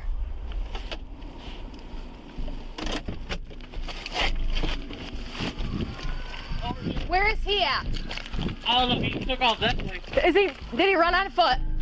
No, he took off in the car. Taylor, hang in there, come on. Good officer, okay? Come What is your name? All right. Cindy dragged. Where is she? Where? Oh, in the head. Her Like, face. on her face. Her face. Can you talk to me? Can you talk to me? Apparently took off on foot, 20. Yeah. All right. Can we get a med bag? All right. Taylor, stay with me, please. Come on, Taylor. Please.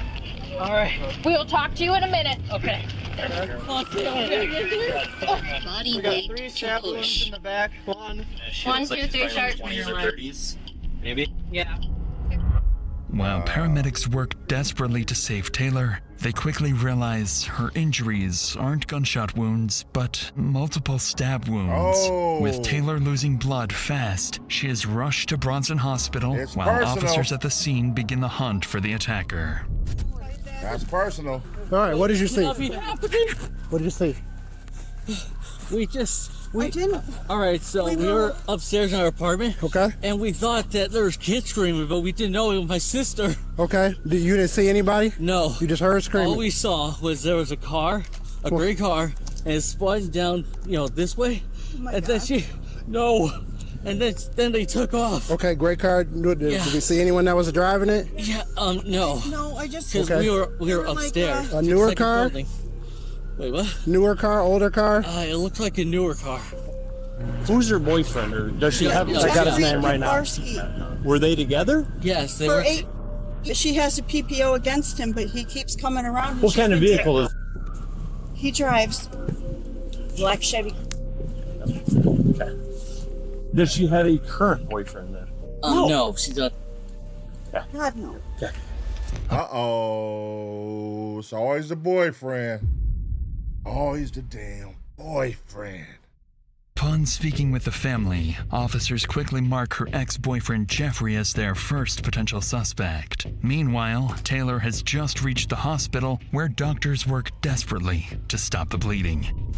Back at the scene, one group of officers begins tracking the gray SUV through flock cameras across the county. Another group heads to Cindy's apartment where they would learn more disturbing details about Taylor's last relationship. Parents' names for the male is Melissa and Mike Kuharski. Same last name as the male. And obviously he knows. He knows, yeah. This address. He was part of our family for 8 years. Yeah. And you lived here for years. I just didn't. Yeah, I didn't give it one thought. Yeah. Middle of the day. I'm just trying to put everything together. That's why. Sorry for asking. 3114. I know my partner might have asked you, but I just want to make sure we covered everything and we can put all the pieces together. I saw him on video. City Baker 31 status. Trying to keep my date straight. It's been 14. It was like 2 weeks ago he showed up at her work. And he spent the night in jail. I think it was 2 weeks ago. What Cindy just revealed shows Jeffrey's obsession with Taylor had been escalating for months, suggesting this wasn't a spur-of-the-moment attack. With this in mind, police begin reviewing CCTV footage from around Taylor's house, where they would catch their first glimpse of the suspect. Just 10 days earlier, Taylor's home security cameras captured Jeffrey lurking outside her home in the middle of the night. And according to Taylor's mother, he was arrested the following day for violating the personal protection order. But within hours of being released, Jeffrey returns. This time, he appears to be carrying a bag and attempts to make his way inside before something scares him away. By now, detectives know they're dealing with a dangerous stalker, but they have no idea he's about to lead them into one of the strangest standoffs of their careers. Bro, how do people be this crazy, dog? The pussy got you like that, bruh? You just got out of jail. You got out of jail, you came right back, creeping 4 in the morning. What is wrong with these niggas, man? And we need to find Jeff before he does something to himself. Come on, man. I just wanted to... You got hands up. Over an hour into the investigation, a critical update comes in over the radio. Flock has successfully picked up the vehicle, and it's registered to an address in Lawton. With Taylor still fighting for her life, deputies rush to the property, believing they've finally caught up to their suspect before he has the chance to flee. But when they arrive, the person who answers the door isn't who they're expecting. Hi, I'm looking for Jeff. Is he around? Why are you looking for my Jeffrey? Kalamazoo wants to talk to him about something. They asked a couple of us to come out here and try and find him. No. Is he home? He's not even here. No. Okay. Do you know where he stays at? He has his apartment. Where's that at? It's in Kalamazoo. I don't know the address. Do you know like the name of the apartment? Like Hidden Hills? Gull Road Apartments. Gull Road Apartments? Okay. Yeah. How long has he lived there? A long time, 5, 6 years. Okay. Do you have a good? Do you have a phone number for him so I can give it to Kalamazoo so they can get a hold of him? Yep. Okay. Oh. Alrighty. Okay. I appreciate it. Thank you. What? Nigga, I would be if that was my son and they came and asked all these questions. I'm gonna have a million questions.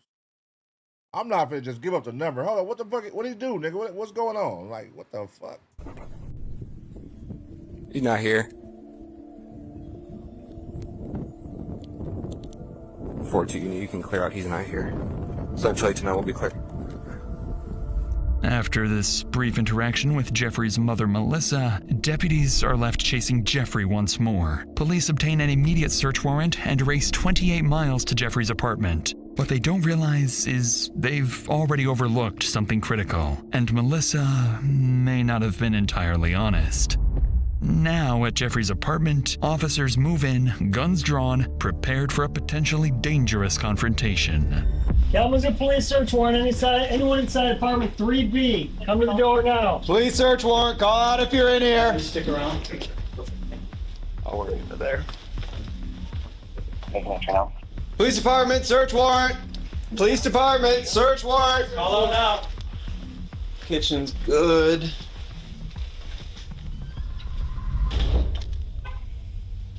Get over there, Nick. Get over here. There. Police search warrant. Fruit by the foot. How many bedrooms we got? I think it's just this one. Okay. Oh, man. What happened? His room smells bad. Oh yeah. It looks terrible. After clearing Look like the it entire stinks in apartment, Jeffrey is nowhere to be found, leaving investigators back at square one. Unsure of Jeffrey's next move, officers position themselves around Jeffrey's apartment, while other deputies remain outside Melissa's home, prepared to confront Jeffrey if he shows up. However, as officers continue searching for Jeffrey, little do they know, Taylor's condition has just taken a sudden turn, making Jeffrey's capture more critical than ever. But rest in peace to her, man. Before that update reaches investigators, patrol officers spot the gray SUV traveling between Jeffrey's apartment and Melissa's home. Officers immediately begin coordinating a stop on the vehicle, believing they're closing in on the suspect. But in reality, whoever is behind the wheel is about to pull officers into a far more disturbing side of this investigation. But before we get to that, I want to help you protect yourself. Uh-oh.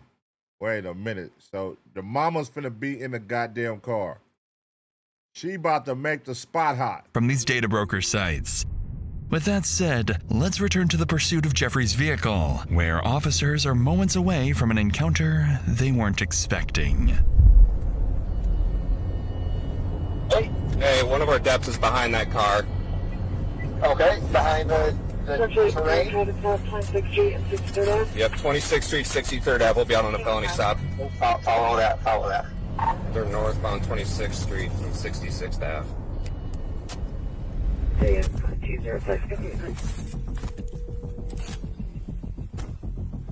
Driver, show us your hands! Step out of the car, show us your hands! Show us your hands! Can you step back here for me? Oh my God. Just keep your hands where we can see them, okay? There's nobody else in the car? Okay. Oh my God. The mama that made the spot hot. Essentially, tonight vehicle's clear. We're out with the mom. What the hell? There's gonna be some officers here to talk to you in just a second, okay? No, why you guys pulled the gun on me is bullshit. Oh, ma'am, you're gonna stay here, I okay? didn't do anything wrong. Come here now. What am I doing wrong? We came looking for your son, and now you said you haven't seen him and you can't find him, but now you mysteriously we pull you over in his car? And you're asking, what did you do wrong? Listen, lady, goddamn, why you just didn't go park that motherfucker somewhere for a couple days? You're being detained right now because there's an ongoing investigation involving that car. There's going to be some officers here in a second to talk to you from Kalamazoo. For my car? To their complete surprise, officers are once again met by Jeffrey's mother, Melissa. And with still no sign of Jeffrey, detectives begin to question Melissa's earlier statements. So they ask her a few more questions, looking for any indication she may have been covering for Jeffrey. Hi, ma'am. Why did I get a gun pulled on me? I understand. So No, it's bullshit. They both pulled a gun on me. I'm sure you're very worried and frustrated about everything that's gone on. I have no idea what's going on. Allow me to explain everything, okay? We need to talk to Jeff. What brings us out to Van Buren County is Jeff and Taylor got into it, and we got to talk to him right away. They got into it? Yes. How did he go to see her or something? Yes. And that is the problem. The restraining order is a bunch of bullshit in the first place because he's never hit her, he's never touched her, he's never done anything to her. Whatever the case is, and he was out there tonight, and that's what we've got to talk to him about. Do you know, is he back at your place? No. Do you know where he's at? No. How did you get his car? Melissa, can I come talk to you over here real quick? You can talk to me. That's fine. How did you get his car? Melissa, you are in a horrible spot right now because your son has put you in the middle of a big mess. But you haven't been completely honest with me since we started talking. No, I have been completely honest with you.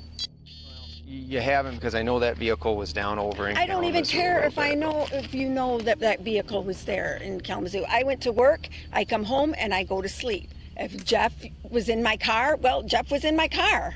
Okay, and he brought it back to your place, and you know that you've seen him within the last couple of days. Jeff is not at my house. Huh? I never said that. We didn't say he was at your house. We just said you were in a crazy spot. She just told her herself. God damn. You can't make this shit up. She just told her goddamn self. Nobody said he was at your house. What are you talking about? To detectives, this response from Melissa sounds far from convincing, as she appears to second-guess herself while answering. As Melissa continues denying any knowledge of Jeffrey's whereabouts, detectives finally receive an update from the hospital about Taylor's condition, and they're about to break the news to Melissa. Melissa, step over here and talk to me, okay? I'm gonna let you know what's going on. You can't tow my car. I gotta go to work. You'll find out if you let me talk to you. Let's go back over here so he can... No, I need to get my work stuff out of there. For my car, I need to get my purse. Melissa? What? Do you think we're out here for a PPO violation? I don't know what you are out here. I honestly don't. I really swear to God, I don't have any idea. I don't. I'm telling you the honest truth. All right. Taylor is dead. All right? And we need to find Jeff before he does something to himself. Taylor's he was there. Dead? Yes. We're not out here for some little thing. You're lying. I'm not lying. Oh my gosh, are you serious? Taylor's dead? Think about everything that's happened in the last hour. Think about everything that's happened in the last hour. All right? We don't operate this way for a domestic assault or violation. Dead? Yes. You're lying to me. I don't believe you. At this point, we know that Jeff is involved and he was at your house because he took this vehicle out there. When was the last time you saw Jeff? I saw Jeff a couple days ago. Jeff is putting you into the point where you could be an accessory after the fact of murder. Do you understand that? I don't know anything. I don't know anything. Oh my gosh, I can't believe Taylor's dead.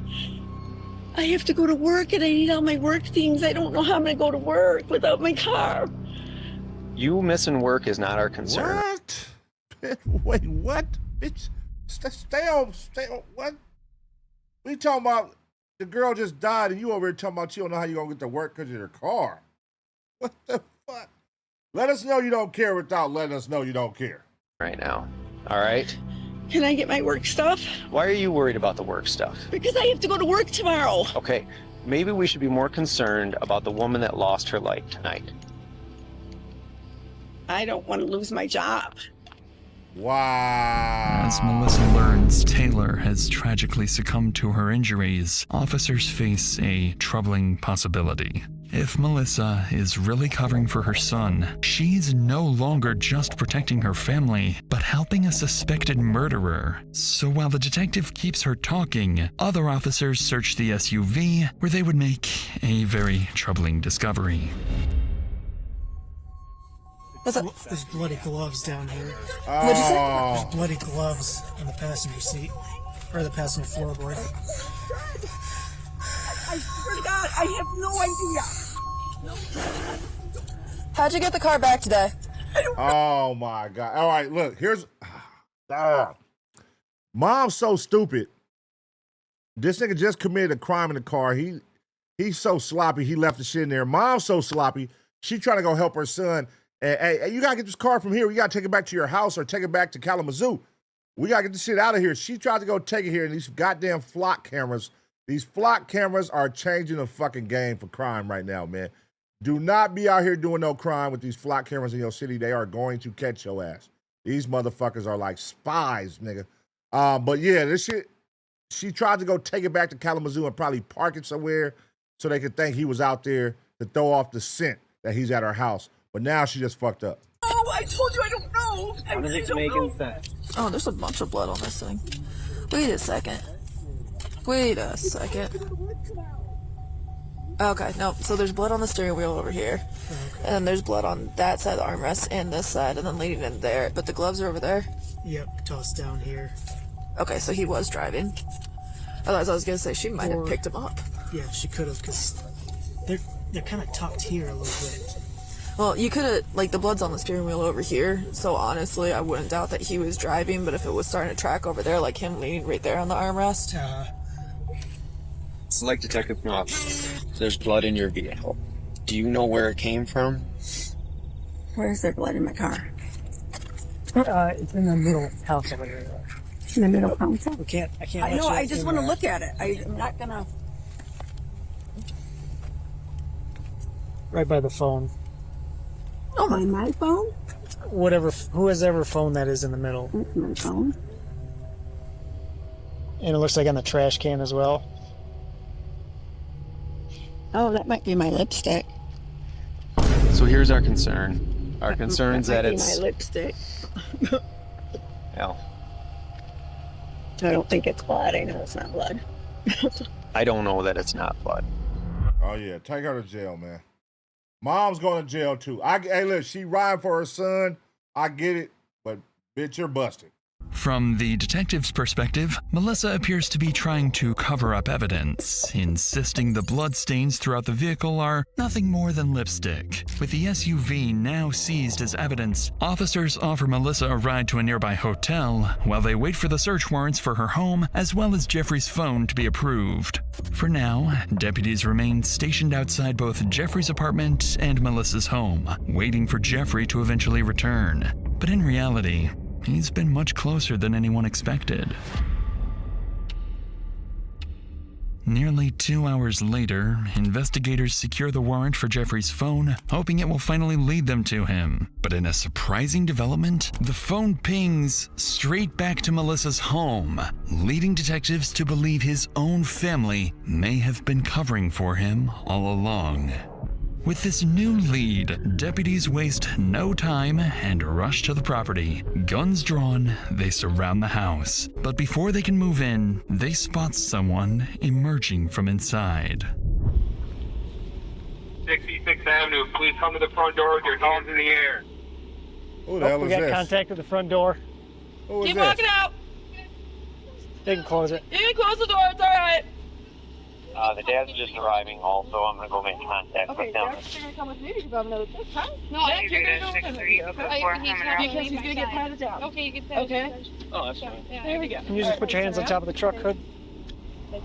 Right away, deputies separate the two individuals who identify themselves as Jeffrey's sister and her boyfriend. With Jeffrey's phone pinging to the very house they just emerged from, deputies believe the couple must know exactly where he's hiding. But as detectives go to speak with them, something about their response would feel off. Is there anyone else inside the house right now? No, I don't believe so. Is Jeff in there? I don't believe so. That's who we're trying to talk to. I don't believe so. We'd like to find out his side of the story of what happened. Look how you answer it. Earlier today, and then make sure he's okay. Okay. Just for my peace of mind, would you mind showing me your phone, like the text messages and call outs, just so I can say he hasn't texted or called her since 3 or whatever? Sir, he said cops are here at 6:53. You said 20 minutes out. Lawyer, is this you talking to him? Yeah, I guess. You cannot make this shit up. So the mom's an idiot, the sister's an idiot, the boyfriend's an idiot. Why would you show your text messages without making them get a warrant to look at your phone if you're trying to protect your brother? Only to show that your brother texted, the cops are here. Showing that he's at the house. God damn it. You don't remember that? No. You don't remember saying 20 minutes out? I must have. Because he said the cops are at his apartment. He said, call mom. The cops are at his apartment. Tell her to tell them to leave. Taylor is dead. All right? And that is why we are out here. Do you understand what? I'd like you to go and tell her that right now. That's why we wanted No, I'd like you to turn around and go and tell her that right now. That detective. The boyfriend is a hoe.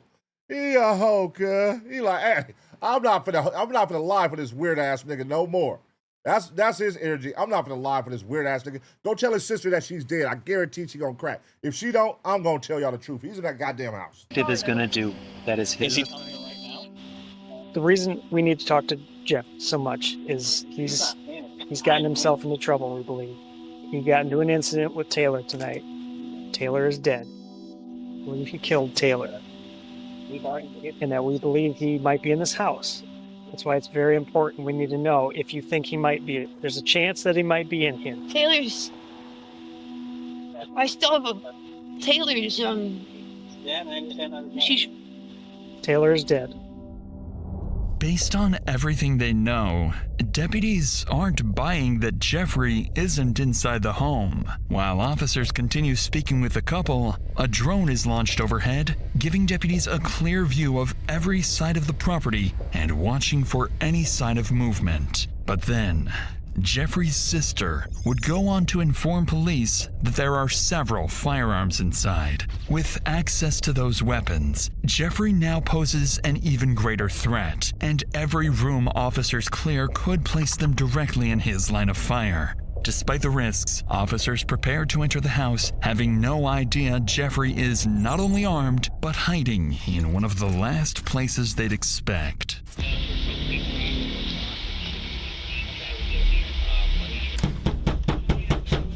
Kalamazoo Police! Anyone inside, come to the front door. Immediately goes to voicemail. Kalamazoo Police!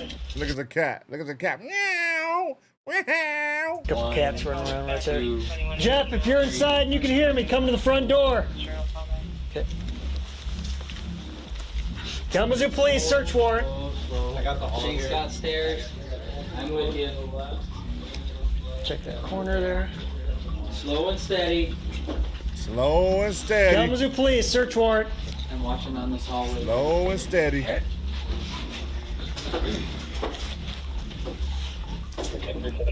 All right, looks like this is gonna connect to the kitchen around to the right. Next 3. I'm waiting for the garage. Slow and steady. Kalamazoo Police, search warrant. Anyone inside, call out now. Come on, Jeff, call out, buddy. Back there. Is that insulation? Is there a scuttle? Look up. No? Yeah. Is it scuttle? Yeah. Do you see this? The insulation right here? Yeah, I saw that. As they clear the house, deputies notice disturbed insulation scattered across the floor. They also spot a ladder leading up to the attic, a strong indication Jeffrey may be hiding above them. However, officers realize sending anyone up there could lead them straight into an ambush. So instead, deputies come up with an interesting plan that would catch Jeffrey completely off guard. Hey, Jeff, obviously, you know, in talking to Dad outside, he said he built the house. I told him about what's going on with the scuttle hole here. He's telling me about what he did with the house, all the work he's put into it. And when I brought up the fact that there was a ladder up there, he's like, well, that doesn't make any sense. I know for a fact I didn't put any ladder up there. Thank you, sir. Can I just have you come down to the hole and we can get your side of the story about what played out today? You're good. You need more height on it, man. We're gonna get a little bit more height. There's a heat signature back in the corner. I just can't tell what Back it there. is. There's a step stool in the garage right there too. Can you angle that light up a little bit more? So that light can shine further straight? Yeah. But I think that's this insulation. Can you zoom in at all on this? Can you turn left a little bit, Jason? Oh my God! Look at this idiot, bruh. Look at this nigga. They got you, bro. They got you, man. Bring your ass on down, man. Yeah, there he is. Yeah, he's up there. Hey, Jeff, listen, the light's shining at you right now. Brother, come on. Let's just come on down, please, okay? Thank you, brother. I appreciate you, brother. I'm here. I'm here to talk to you. Just come on down, okay? I'm gonna shut the back door. Come on over to the hole. What direction? I've got me and my detective friend here. Keep it on. Keep it where it was, buddy, so I can see him. Hang right a little bit, Jason. Hey, lots. Ready? Keep going, Jason. Look at his scary ass. Look at your scary ass. Don't get scared now, nigga. They coming to get your ass. You gonna get got today. Right there. Stop. Jeff. Guys, shh. Hey, Jeff. Can you hear me? Listen, brother, I'm looking at you right now. Just come on out. Everything's okay. We'll talk to you about what's going on, okay? Come on down, brother. But we've got Mom and Dad out here. We really want to make sure you're okay. He's got a knife.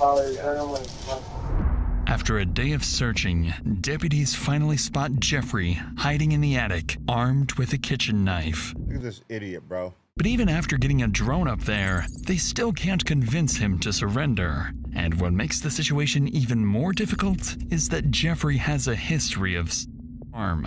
So time is no longer on their side. Realizing this, deputies are about to use every tactic available to bring this standoff to an end, even if it means putting their own lives at risk. Jeff?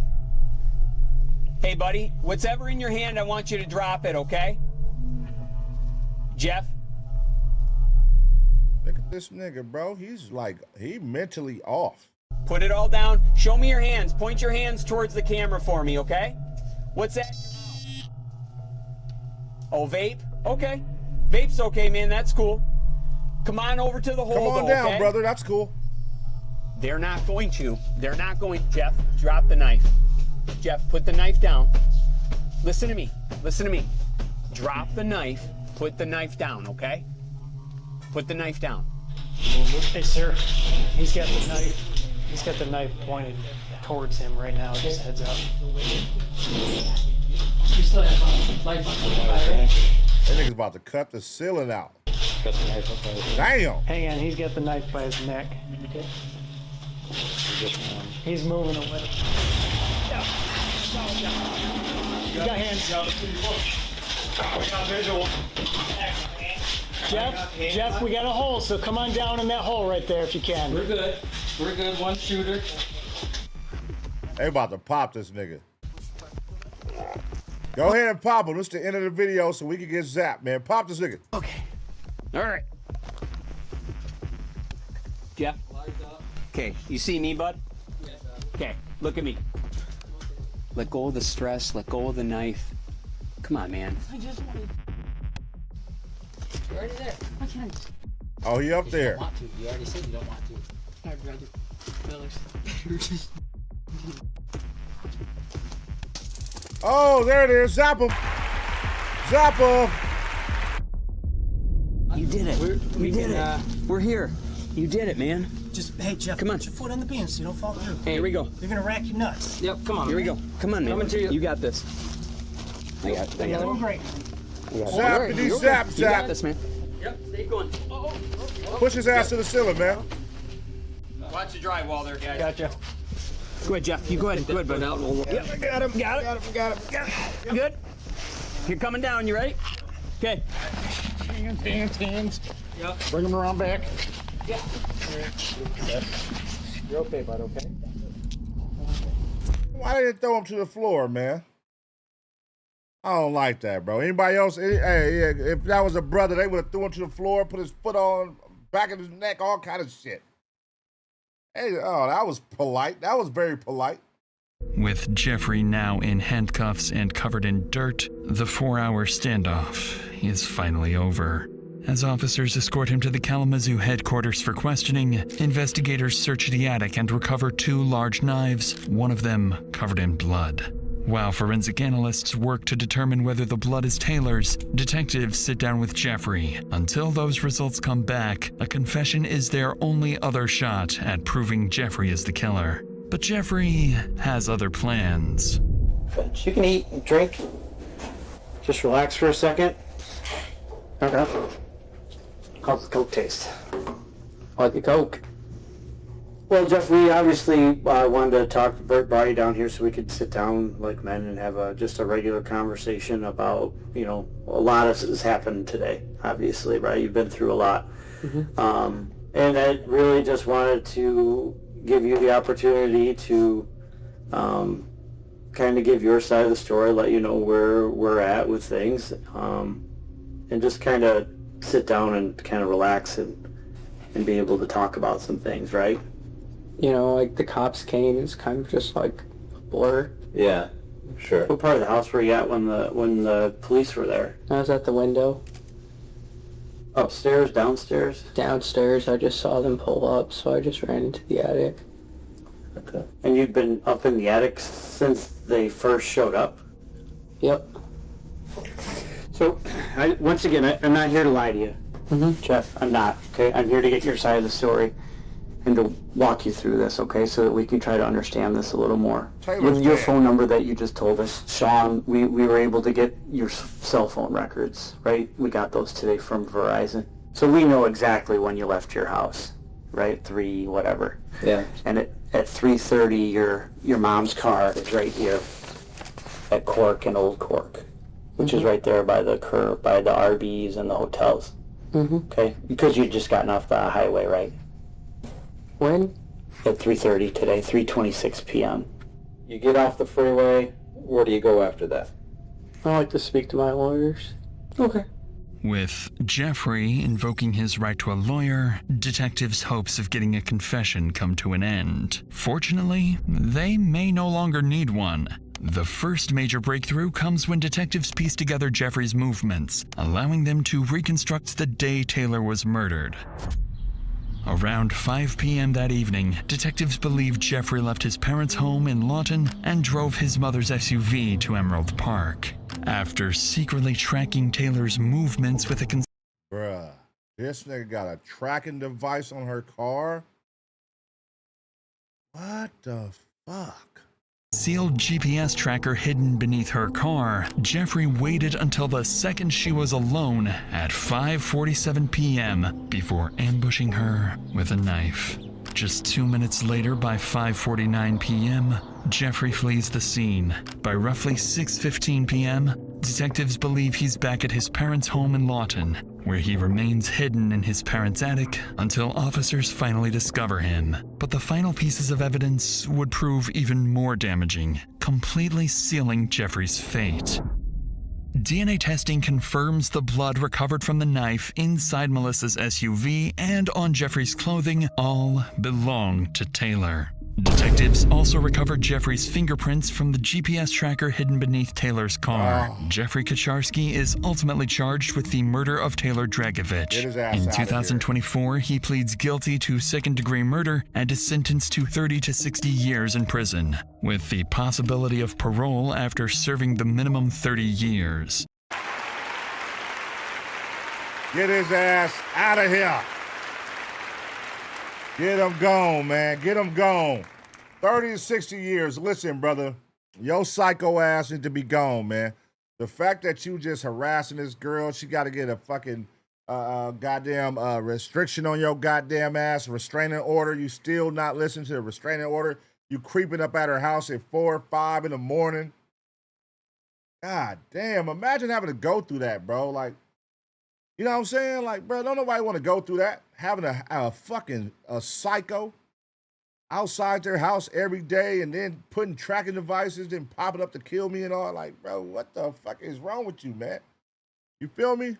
But, you know, I don't like how they treated that nigga with baby gloves, man, when he came down from that ceiling. And then while he's right there handcuffed, they're patting him on the back. It's going to be okay, man. It's going to be like, what is that about? Hoe ass niggas, what is that about? You know what I'm saying? Y'all show that nigga love. He just murdered somebody. But listen, let's key in on the most important thing. This nigga got found the same day with that goddamn flock camera, man.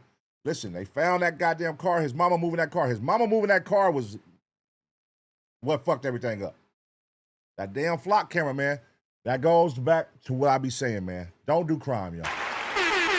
Leave that shit for the criminals that want to go get 60 years to life in jail. You don't want to get 60 years in life. You don't want to get 30 years. You don't want 20 years in jail, guys. What the fuck? Who the hell wants that kind of life, man? Leave that shit to the criminals, y'all. And yeah, man, this sad situation. Rest in peace to her again. You feel me? This guy right here, hey, man, he got what he deserved. Goddamn, man. Fucking psycho, bro. Buying a tracker, putting it on a car to track her down so you could kill her.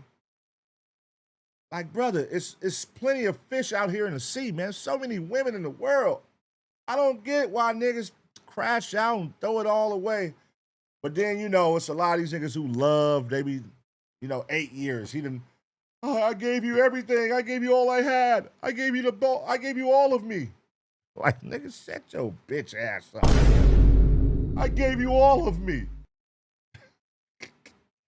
Niggas be saying that lame shit, man.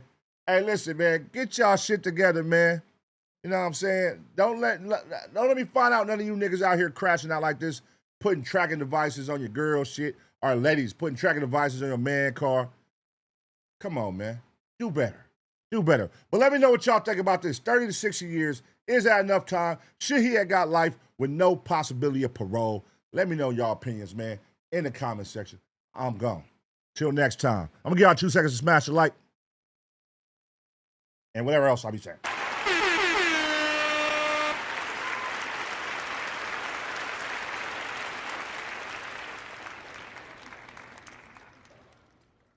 All right, y'all. That's the last one, man.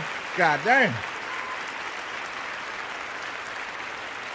I say I know when I be getting sleepy, when I be forgetting what the fuck I say. I'm like, that's how you know when I'm getting sleepy. I don't know what the fuck I would usually say right here, cuz. My brain just stopped working, man. It's over with. But yeah, man, appreciate y'all. Make sure y'all smash the like. Smash the like, smash the like, smash the like. That was a good one, man. Shout out Dr. Insanity.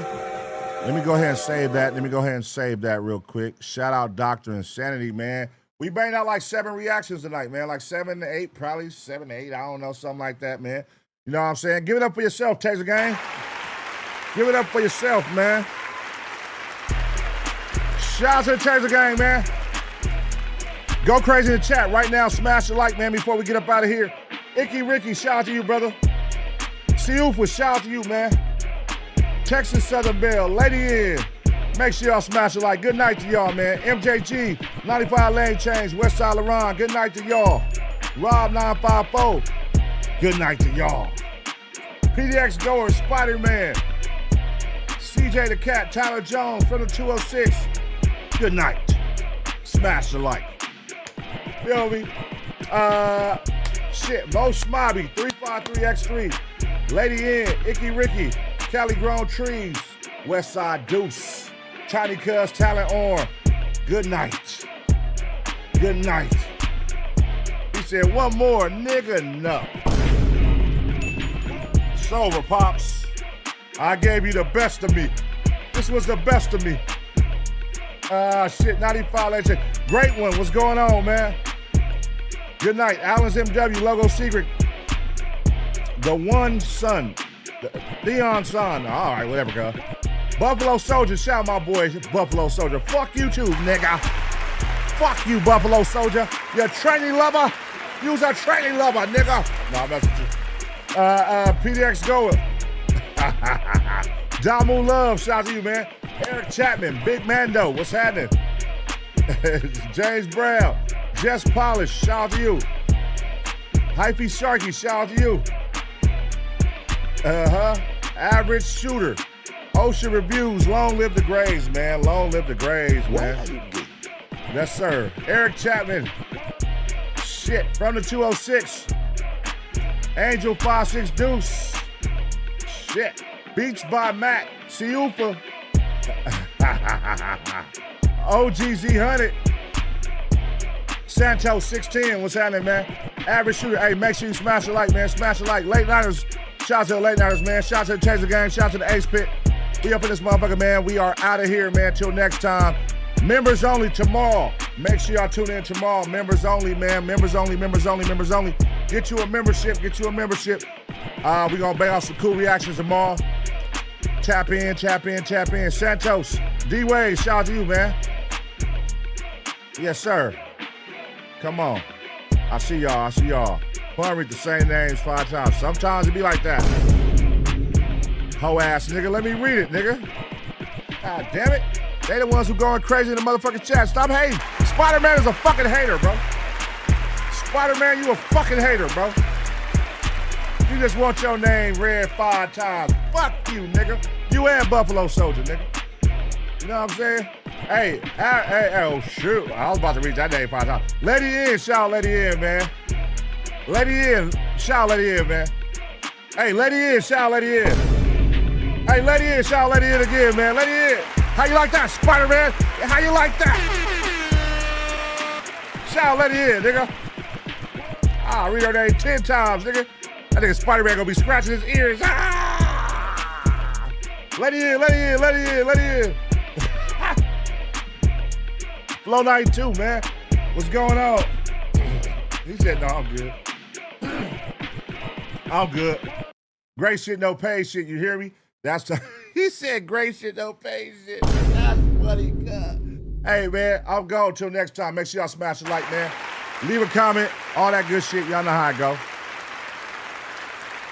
You got a video you want me to react to?